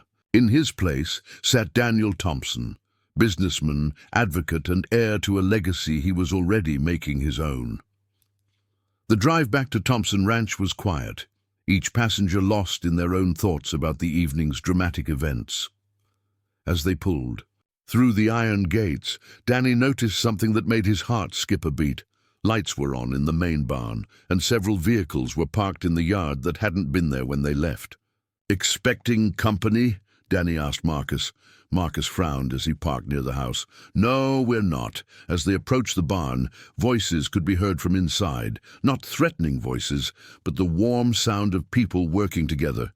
When they stepped through the barn doors, Danny's breath caught in his throat. Nearly 24 community members were inside, organizing supplies and setting up equipment. Betty Rodriguez was directing the placement of tables and chairs, while Tom Sullivan and several other veterans were assembling what looked like ramps and accessibility equipment. Dr. Chen was deep in conversation with Pete Wilson about stall modifications, and Jimmy Rodriguez was leading a group of younger men in hanging new lighting fixtures. "What's all this?" Catherine asked, looking around in amazement. Betty looked up from her clipboard with a huge smile. "Surprise! We figured if you're going to start this therapeutic riding program in 6 months instead of 2 years, you're going to need help." Tom Sullivan approached Danny's wheelchair. "Son, after what you did tonight, standing up to that bully Hutchinson and protecting this whole community, well, let's just say folks want to show their appreciation." "But how did you organize all this so quickly?" Danny asked, still trying to process what he was seeing. Dr. Chen smiled. "We've been planning this for 2 weeks, ever since word got out about your program. Tonight's meeting just convinced us to move faster." She gestured toward a corner of the barn, where several people were assembling what looked like specialized therapy equipment. "I've been in contact with colleagues in Dallas and Houston who work with therapeutic riding programs. They've donated equipment, training materials, and consulting time to help us get started." Pete Wilson joined the group, his weathered face beaming with pride. "Danny, I called my nephew in Colorado, the one who works at that therapeutic ranch you mentioned. He's driving down this weekend with a trailer full of specialized tack and training aids. And," Betty added with obvious excitement, "the Ladies' Auxiliary has already raised $12,000 for program startup costs. Turns out a lot of people in this county have family members who could benefit from what you're planning." Danny, who felt overwhelmed by the outpouring of support. "I don't know what to say. This is incredible." "Say you'll let us help," Tom Sullivan replied. "Some of us old-timers might not be able to do the physical work we used to, but we've got skills and experience that could be useful." Marcus wiped his eyes, not bothering to hide his emotion. "Folks, Catherine and I have lived in this community for over 40 years, and we've never seen anything like this." "This community takes care of its own," Betty said simply. "And after tonight, Danny's definitely one of our own." As the evening progressed, Danny found himself in conversation after conversation with people eager to contribute to the therapeutic riding program. Sarah Martinez, a special education teacher, volunteered to help develop educational components for younger participants. Mike Patterson, who owned the local construction company, offered to donate labor for facility modifications. Even Father O'Brien from St. Mary's Catholic Church pledged fundraising support from the parish. "Danny," Dr. Chen said, pulling him aside, "I need to tell you something important. I've been working with disabled patients for 15 years, and I've seen how the system fails them over and over again. What you're creating here isn't just a business. It's hope for families who've been told their loved ones will never improve." She paused, her voice becoming more intense. "I have an 8-year-old patient with cerebral palsy whose parents drive 2 hours each way to Austin for equine therapy because there's nothing closer. When I told them about your program," his mother cried with relief. Danny felt the weight of responsibility settling on his shoulders, but it was a good weight, the kind that came from purpose rather than burden. "Dr. Chen, I want to make sure we do this right. What do we need to make this program truly world-class?" Certification through the Professional Association of Therapeutic Horsemanship, she replied without hesitation. Trained therapists, proper insurance, documented protocols, and measurable outcomes. It's a rigorous process, but it's what separates legitimate programs from feel-good activities. How long does certification take? Typically 12 to 18 months, but with your natural abilities and the community support you're building, we might be able to expedite it. I have contacts at the certification board who would be willing to fast-track your application if they see serious commitment. As the volunteers continued working late into the night, Danny found himself in conversation with Judge Helen Morrison, a woman in her 70s who had presided over family court in the county for over 30 years. "Daniel," she said, "I wanted to talk to you about the legal situation with your father and Mr. Hutchinson." Danny nodded, bracing himself for complications he hadn't considered. First, the good news. Based on the evidence presented tonight, the district attorney is dropping all charges against the Thompson family. Furthermore, they're proceeding with theft and conspiracy charges against Bradley Hutchinson. And the bad news? Judge Morrison smiled. There isn't any, really, but there are opportunities you should consider.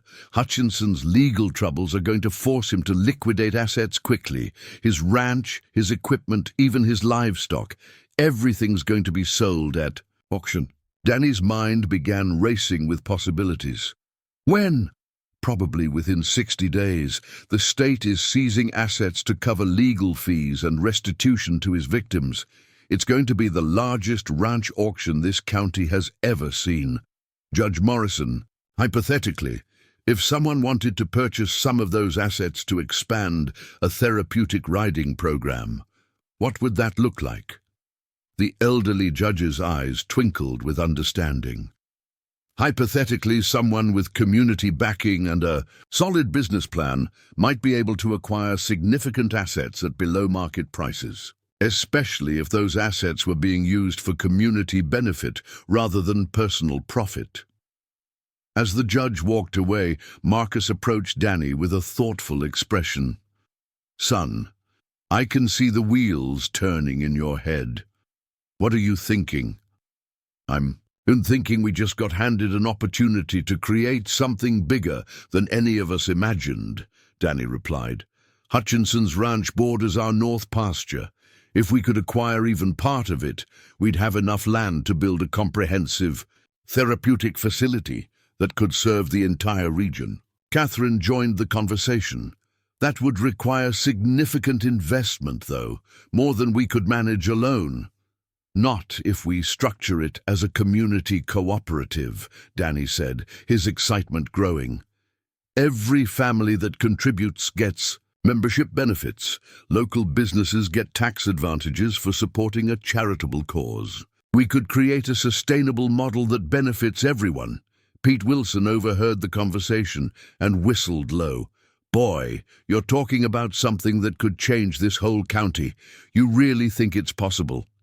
"I think tonight proved that this community is ready for change," Danny replied.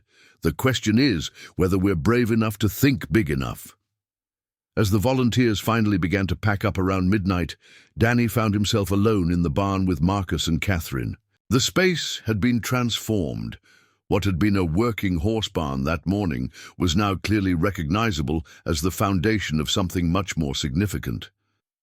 "You know," Marcus said, looking around at the evening's work, "when I bought you away from that auction, I thought I was saving one young man. I had no idea I was setting in motion something that would transform an entire community." "The community transformed itself," Danny replied. "I just gave people a reason to come together around something positive instead of being divided by someone negative."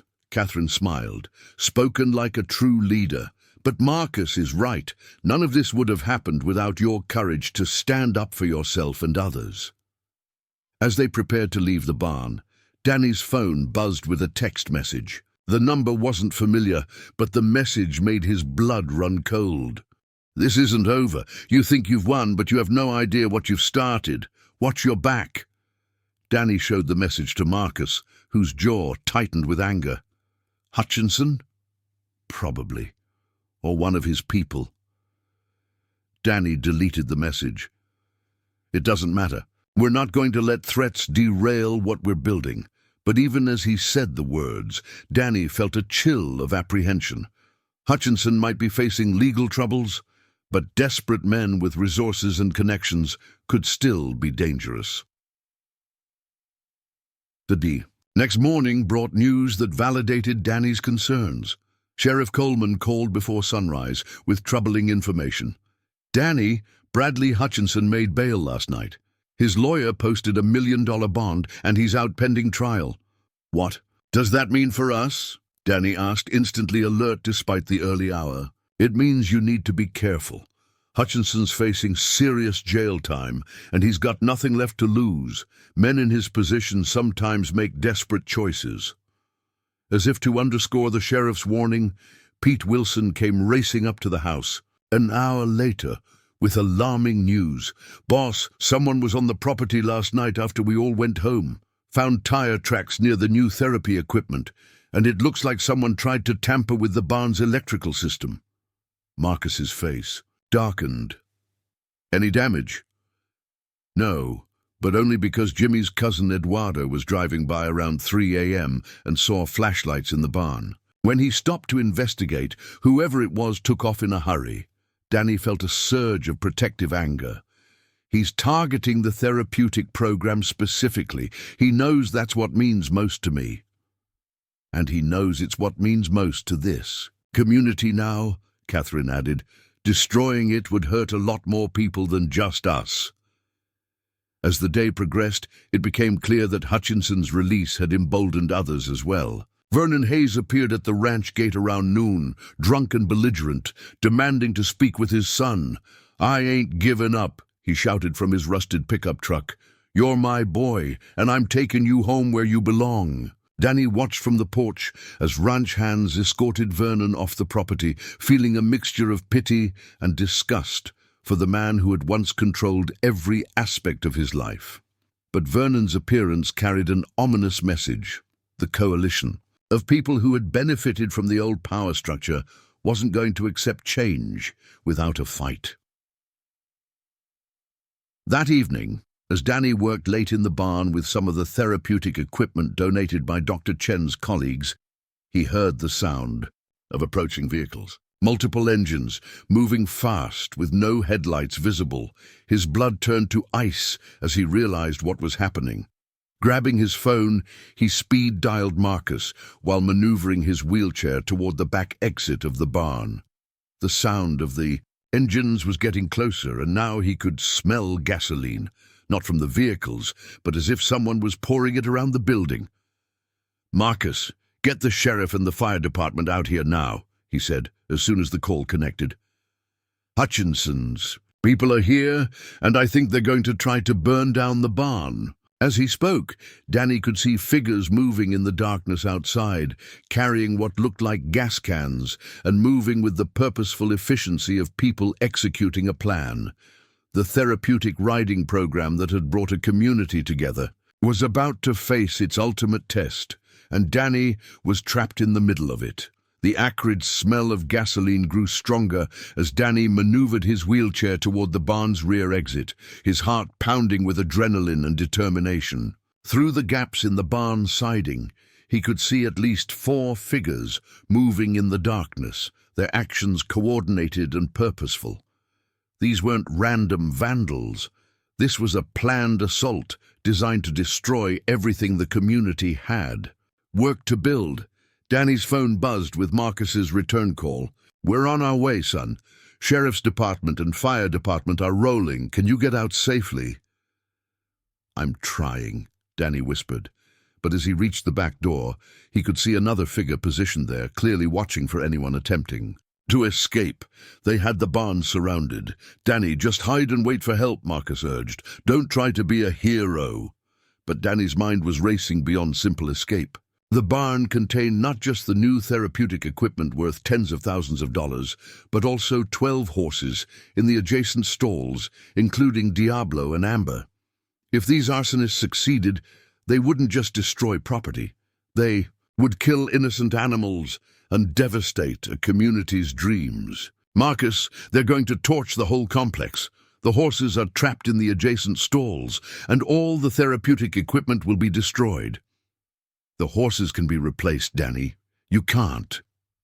Danny looked around the barn, spotting the industrial fire suppression system that had been installed 2 years earlier. If he could activate it manually, it might buy enough time for help to arrive. But the control panel was on the far side of the barn, near where he had seen one of the intruders. Making his decision, Danny ended the call and switched his phone to silent. Moving as quietly as possible in his wheelchair, he began navigating through the barn's main aisle, using the shadows and equipment for cover. Outside, he could hear voices, rough, urgent whispers that carried the tension of men operating on borrowed time. "Douse the therapy equipment first," one voice commanded. "Make sure all that fancy stuff gets ruined before the fire department shows up." "What about the horses?" another voice asked. "Leave them. If some animals get hurt, it'll look like an accident instead of arson." Danny's jaw clenched with fury. These weren't just criminals. They were monsters willing to let innocent animals die to cover their tracks. As he crept closer to the fire suppression panel, Danny recognized the commanding voice. Robert Crawford, Bradley Hutchinson's lawyer. The man who had stood beside Bradley at the community meeting was now personally orchestrating this attack. "Crawford's here himself," Danny texted to Marcus. "Recording everything."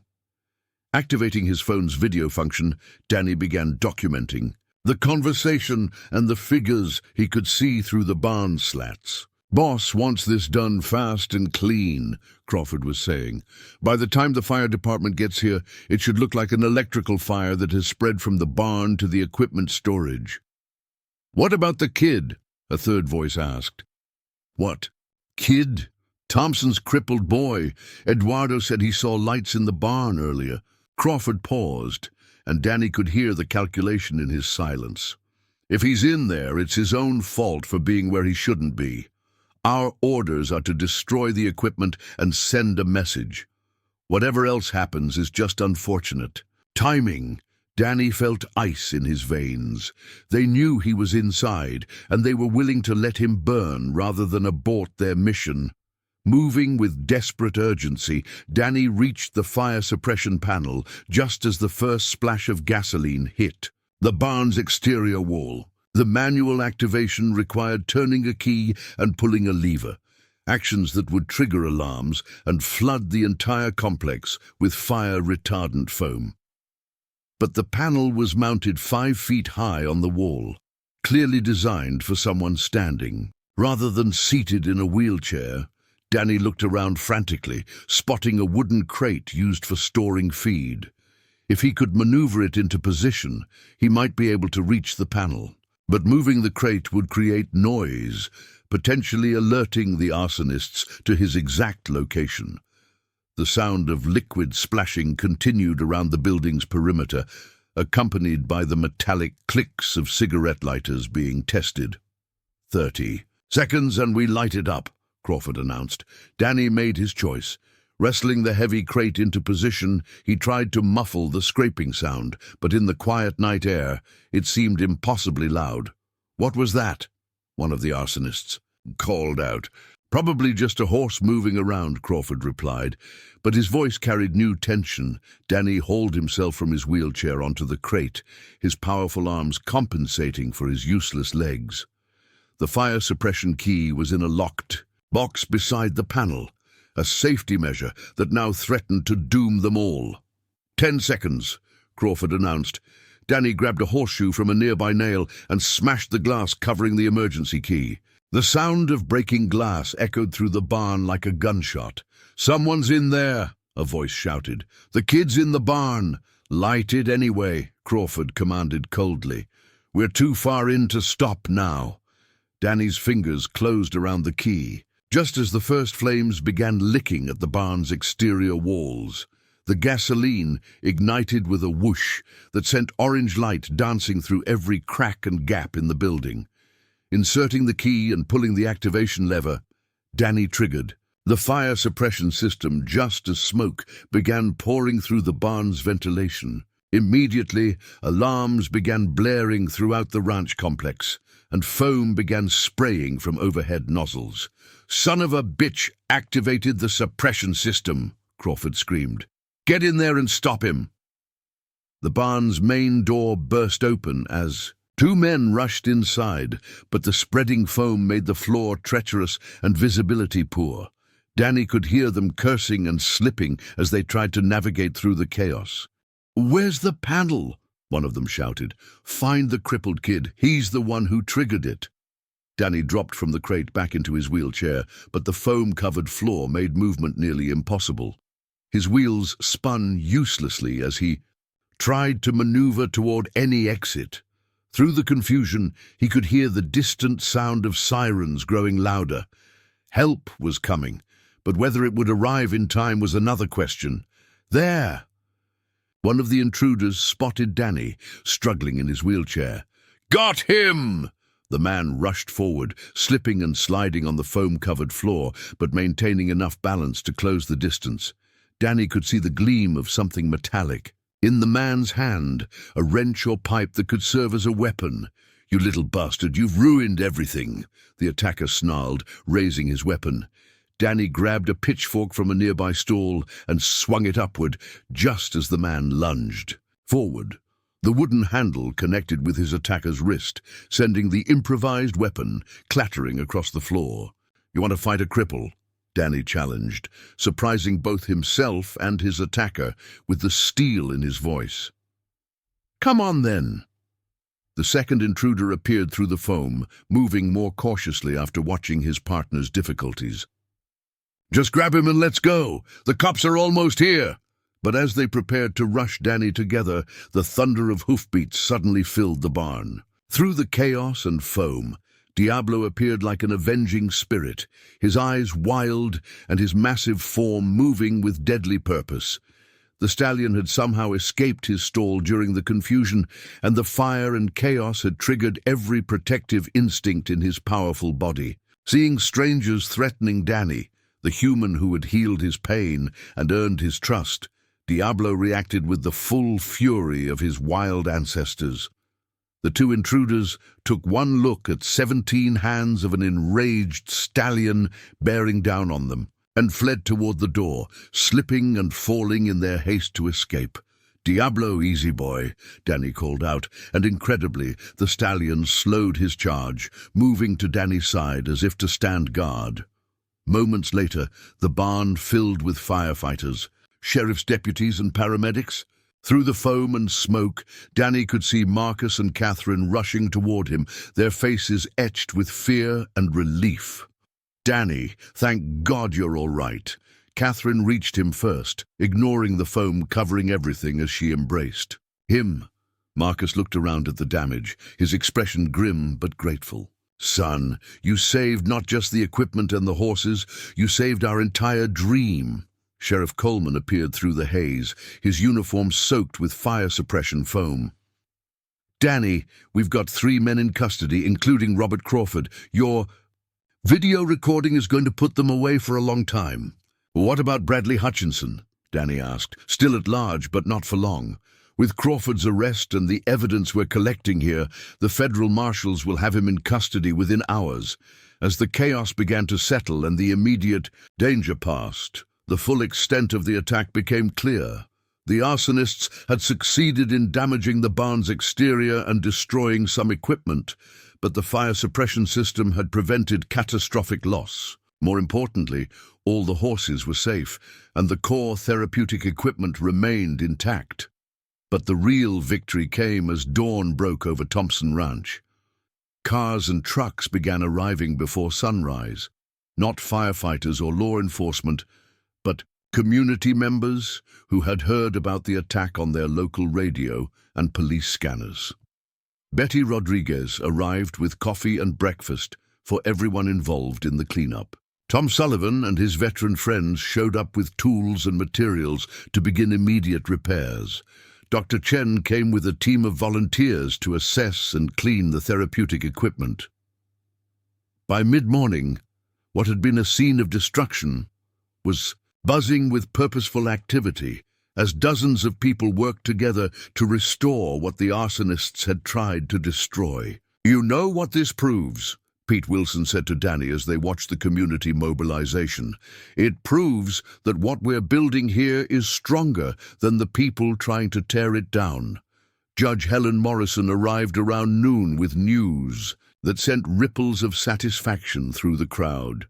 Bradley Hutchinson was arrested this morning trying to flee to Mexico. He's been charged with conspiracy, arson, and a dozen other felonies. His assets are being frozen pending trial. "What does that mean for the auction?" Danny asked. "It means the liquidation sale is moving forward immediately. The court wants to recover as much value as possible before Hutchinson can hide or transfer." More assets. Danny felt the familiar surge of strategic thinking that had served him so well over the past month. "Judge, what would it take to organize a consortium of community members to bid on the assets we need for the therapeutic program?" "Considerable coordination and significant capital," she replied, "but with the right structure and enough committed investors." "Consider it done," Marcus said, surprising everyone with his quick decision. "Catherine and I are prepared to serve as lead investors in a community cooperative that will acquire whatever land and facilities we need." Dr. Chen stepped forward. "Count my clinic in as an investor, and I can guarantee you that several medical practices in the region will want to participate." "The Veterans Association will contribute," Tom Sullivan added. "We've got funds earmarked for community projects, and this qualifies." As pledges of support poured in from the assembled crowd, Danny felt the profound realization that the attack on the ranch had accomplished the exact opposite of its intended effect. Instead of destroying the therapeutic riding program, it had galvanized the entire community around a shared vision of what they could accomplish together. "There's one more thing," Danny announced to the gathering. "When we acquire Hutchinson's property, I want to establish a scholarship fund in Vernon Hayes's name." The crowd fell silent, surprised by this unexpected gesture toward the man who had caused so much pain. "Not to honor him," Danny clarified, "but to help other families dealing with addiction and the kind of desperation that leads to terrible choices. Maybe if we can prevent even one father from reaching the point where he would auction off his own child, Vernon's story will have served some purpose." Catherine wiped tears from her eyes. "Danny, that might be the most generous thing I've ever heard." As the day wore on and the cleanup continued, Danny found himself in conversation with Dr. Peterson, the veterinarian who had helped diagnose Diablo's medical issues. "That stallion saved your life last night," Dr. Peterson observed. "I've never seen anything like it. A horse protecting a human from other humans."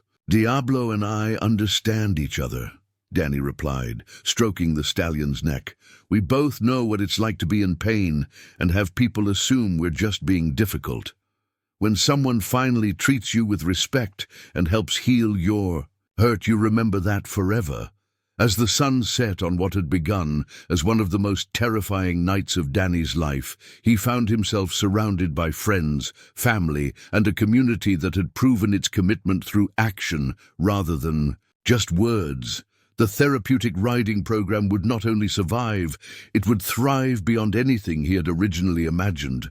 But more importantly, the attack had revealed the true character of everyone involved, separating those who would destroy for personal gain from those who would build for communal benefit. Tomorrow would bring new challenges as they worked to acquire Hutchinson's assets and expand their operation. But tonight, Danny Thompson sat on the porch of his real home, surrounded by his real family, watching his community celebrate their shared victory over those who had tried to crush their dreams.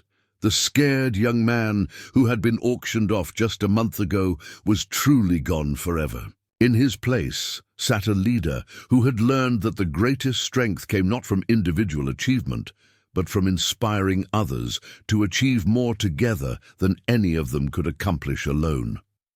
6 months after the night that changed everything, Daniel Thompson sat in his wheelchair at the edge of what had once been Bradley Hutchinson's prize-winning show arena. The space had been completely transformed into a state-of-the-art therapeutic riding facility, with specialized mounting blocks, sensory equipment, and safety features that exceeded every industry standard. The autumn air was crisp and filled with the sounds of progress. Construction crews putting finishing touches on the new dormitory building, horses nickering contentedly in expanded pastures, and the laughter of children experiencing their first therapeutic riding sessions. "Danny!" 8-year-old Miguel Vasquez called out from atop Amber, the mare who had once been too traumatized to let anyone near her. Miguel had been born with spina bifida and had never walked, but his face radiated pure joy as he guided the gentle horse through a series of exercises designed to improve his balance and core strength. "Looking good, Miguel," Danny called back. "Remember to keep your shoulders straight and feel how Amber responds to your body position." Dr. Sarah Chen approached from the medical observation area, her tablet filled with data from the morning sessions. "Danny, I've never seen results like this. Miguel's muscle tone has improved 30% in just 8 weeks, and his confidence has transformed completely." Danny smiled as he watched Miguel complete his session. "Horses don't see disabilities, they see hearts. Miguel's got a huge heart, so Amber responds to that instead of focusing on what his legs can't do." The Thompson Ranch Therapeutic Center had officially opened 3 months earlier, and the demand for services had exceeded every projection. Families drove from as far as Oklahoma and New Mexico to participate in programs that combined traditional physical therapy with equine-assisted activities. The waiting list stretched 6 months, and they were already planning a second facility to meet the need. "Mr. Thompson." A familiar voice caused Danny to turn around. Vernon Hayes stood 20 feet away, looking nothing like the broken, angry man who had tried to auction off his son. Vernon was clean-shaven, wearing clothes that fit properly, and his eyes were clear in a way Danny hadn't seen since before the accident. "Hello, Vernon," Danny said quietly. "You look well." "I am well. 93 days sober as of this morning." Vernon's voice carried a humility that was completely foreign to Danny's memories of his father. "I wanted to thank you for the scholarship fund. The treatment program it paid for saved my life." The Vernon Hayes Recovery Scholarship had become one of the therapeutic center's most important programs, providing funding for addiction treatment and family counseling for parents struggling with the kind of desperation that had once consumed Vernon. "I'm glad it helped," Danny replied. "How are things going?" "I got a job at Rodriguez Construction. Mike Patterson hired me to do basic carpentry work. It's honest work, and it gives me purpose." Vernon paused, clearly struggling with what he wanted to say next. "Danny, I know I have no right to ask for forgiveness. What I did to you, what I put you through, there's no excuse for it." Danny studied his father's face, seeing genuine remorse where once there had been only anger and self-pity. "Vernon, forgiveness isn't something you earn back. It's something I give myself so I can move forward without carrying your mistakes." "I understand. I just wanted you to know that every day I see what you've built here, and I'm amazed that someone who went through what you did could choose to help other people instead of becoming bitter." Vernon gestured toward the therapeutic facility. "This place, what you're doing for these kids and their families, it's the opposite of everything I taught you about the world. You chose to be better than the father who raised you." Danny felt a strange sense of closure. The man standing before him was still his biological father, but the toxic influence Vernon had once wielded was gone completely. In its place was simply a flawed human being trying to make amends for terrible choices. Vernon Would you like to see what we're building here? For the next hour, Danny gave his father a complete tour of the facility. They visited the adaptive tack room, where specialized equipment was fitted to each rider's needs, the sensory integration arena, where children with autism learned to process stimuli through interaction with carefully trained horses, and the vocational training program where teenagers with developmental disabilities learned job skills through ranch work. "This young man here is James," Danny said, introducing Vernon to a 19-year-old with Down syndrome who was grooming one of the therapy horses with obvious expertise. "James has been with us for 4 months, and he's become one of our most skilled horse care specialists." James beamed with pride. "Danny taught me everything. I'm going to get a job at a real ranch when I graduate." "James already has 3 job offers," Danny added. "Turns out employers value dedication and genuine care for animals more than they care about chromosomes." As they completed the tour, Vernon shook his head in amazement. "Danny, when I see what you've accomplished, I realize I never knew who you really were. I was so focused on what you couldn't do that I never bothered to discover what you could do." "That's the mission here," Danny replied. "To see potential instead of limitations, to build on strengths instead of focusing on deficits." Their conversation was interrupted by the arrival of a familiar pickup truck. Marcus and Catherine emerged, followed by a woman Danny didn't recognize, an elegant lady in her 70s, wearing a tailored suit and carrying herself with obvious authority. "Danny, there's someone we'd like you to meet," Marcus announced with barely contained excitement. "This is Mrs. Eleanor Westbrook from the Westbrook Foundation." Danny's eyes widened. The Westbrook Foundation was one of the largest charitable organizations in the Southwest, known for funding innovative medical and educational programs throughout the region. "Mr. Thompson," Mrs. Westbrook said, extending her hand with a warm smile, "I've been hearing remarkable things about your therapeutic center. I wanted to see it for myself before making our final decision." "Final decision about what?" Danny asked. "The Westbrook Foundation has been searching for a model therapeutic riding program to support with a 5-year, $10 million grant. Based on what I've seen today and the outcomes data Dr. Chen has provided, I'm prepared to offer that grant to Thompson Ranch." Danny felt the world tilt around him. $10 million would allow them to expand beyond anything he had ever dreamed possible. "Mrs. Westbrook, that's incredibly generous, but what would be the Foundation's expectations? That you continue doing exactly what you're doing, but on a larger scale. We want to help you establish satellite programs throughout Texas, New Mexico, and Oklahoma. We want to fund research into new therapeutic methodologies. And we want to support training programs that will prepare other professionals to replicate your model." Marcus grinned. "Son, you're about to become the most influential therapeutic riding specialist in the country." As Mrs. Westbrook departed, with promises to finalize the grant paperwork within the week, Danny found himself standing in the main arena with Vernon, watching the afternoon session conclude. "I should go," Vernon said. "I don't want to intrude on your family time." "Vernon," Danny said, surprising himself with what he was about to offer, "would you like to volunteer here sometimes? We always need people to help with basic maintenance and groundskeeping." Vernon's eyes filled with tears. "You'd trust me around these kids after everything?" "I'd trust the man you've become. The question is whether you trust yourself." "I'd like to try. Maybe working around people who are overcoming real challenges will help me remember that my problems are manageable." As Vernon drove away, Danny felt a profound sense of completion. The angry, broken man who had tormented him for years was gone, replaced by someone genuinely committed to rebuilding his life constructively.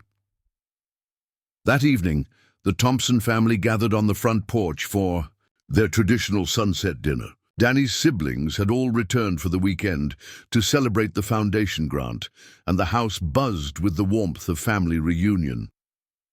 "Danny," Sarah Thompson Miller said, raising her glass of iced tea, I want to make a toast.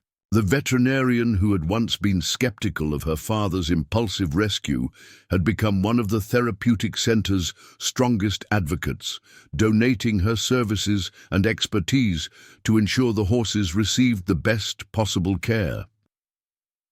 6 months ago, Dad brought home what he called a champion horse that others had given up on. What he actually brought home was a champion human being who just needed the right environment to flourish. The family laughed and applauded, but Sarah continued, "Danny, you've not only exceeded every expectation we had, you've shown us what's possible when we see potential instead of problems. You've built something that will help thousands of people, and you've done it with more grace and wisdom than most people accumulate in a lifetime." Michael Thompson, the Montana rancher, nodded in agreement. "Brother, what you've accomplished here makes all of our achievements look small by comparison. You've changed lives." "We've changed lives," Danny corrected. "None of this would have been possible without family support, community involvement, and people willing to believe in something bigger than their individual interests." Rebecca Thompson Garcia, the teacher from Austin, smiled. "Spoken like someone who's going to make an excellent father someday." Danny blushed, but Catherine laughed. "Speaking of which, Danny, I've noticed Dr. Chen has been spending a lot of time here lately, and it's not just for professional consultations." "Mom!" Danny protested, but his smile betrayed his feelings.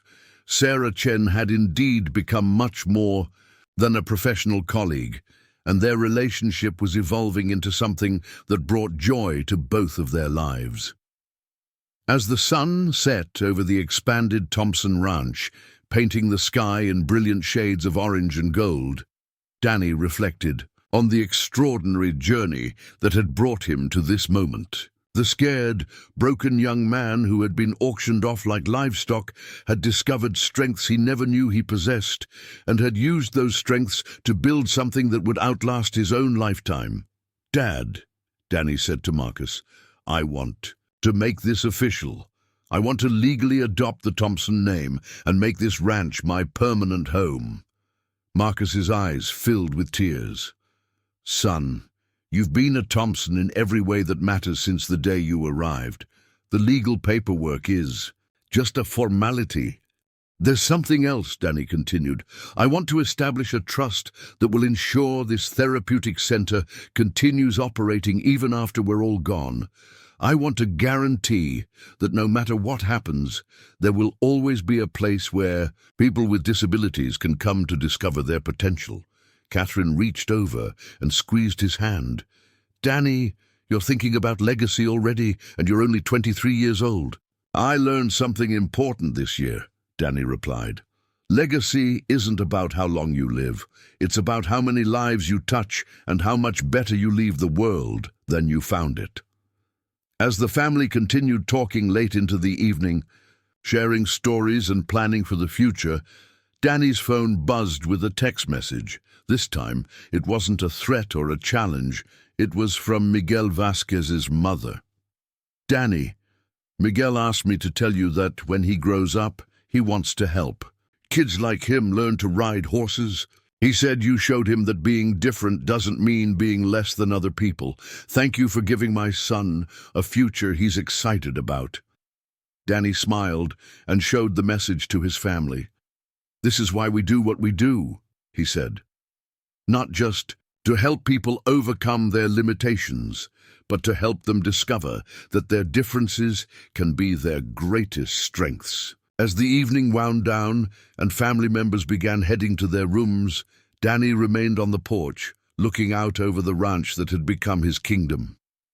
In the distance, he could see the lights of the therapeutic center, where tomorrow would bring new students, new challenges, and new opportunities to prove that every person, regardless of their physical condition, had something valuable to contribute to the world. The journey from auction block to inheritance had been painful, dangerous, and transformative. But as Daniel Thompson sat in his wheelchair on the porch of his forever home, surrounded by people who loved him and committed to a mission that gave his life profound meaning, He knew that every moment of struggle had been worth it. He had learned that true strength came not from what your body could do, but from what your heart was willing to attempt. He had discovered that the greatest victories were won not through individual achievement, but through lifting others up and helping them achieve more than they believed possible. And he had proven that sometimes the most broken things, when given the right environment and the right support, could heal into something more beautiful and powerful than they had ever been before. The stars emerged one by one in the Texas sky, watching over a ranch where miracles happened daily and where everyone who arrived broke had the chance to leave whole. Daniel Thompson, heir to a legacy he had earned through courage rather than birth, closed his eyes and listened to the sound of horses moving peacefully in distant pastures, knowing that tomorrow would bring new opportunities to change lives and build dreams. His transformation was complete, but his real work was just beginning. Up next, you've got two more standout stories right on your screen. If this one hits the mark, you won't want to pass these up. Just click and check them out. And don't forget to subscribe and turn on the notification bell so you don't miss any upload from us.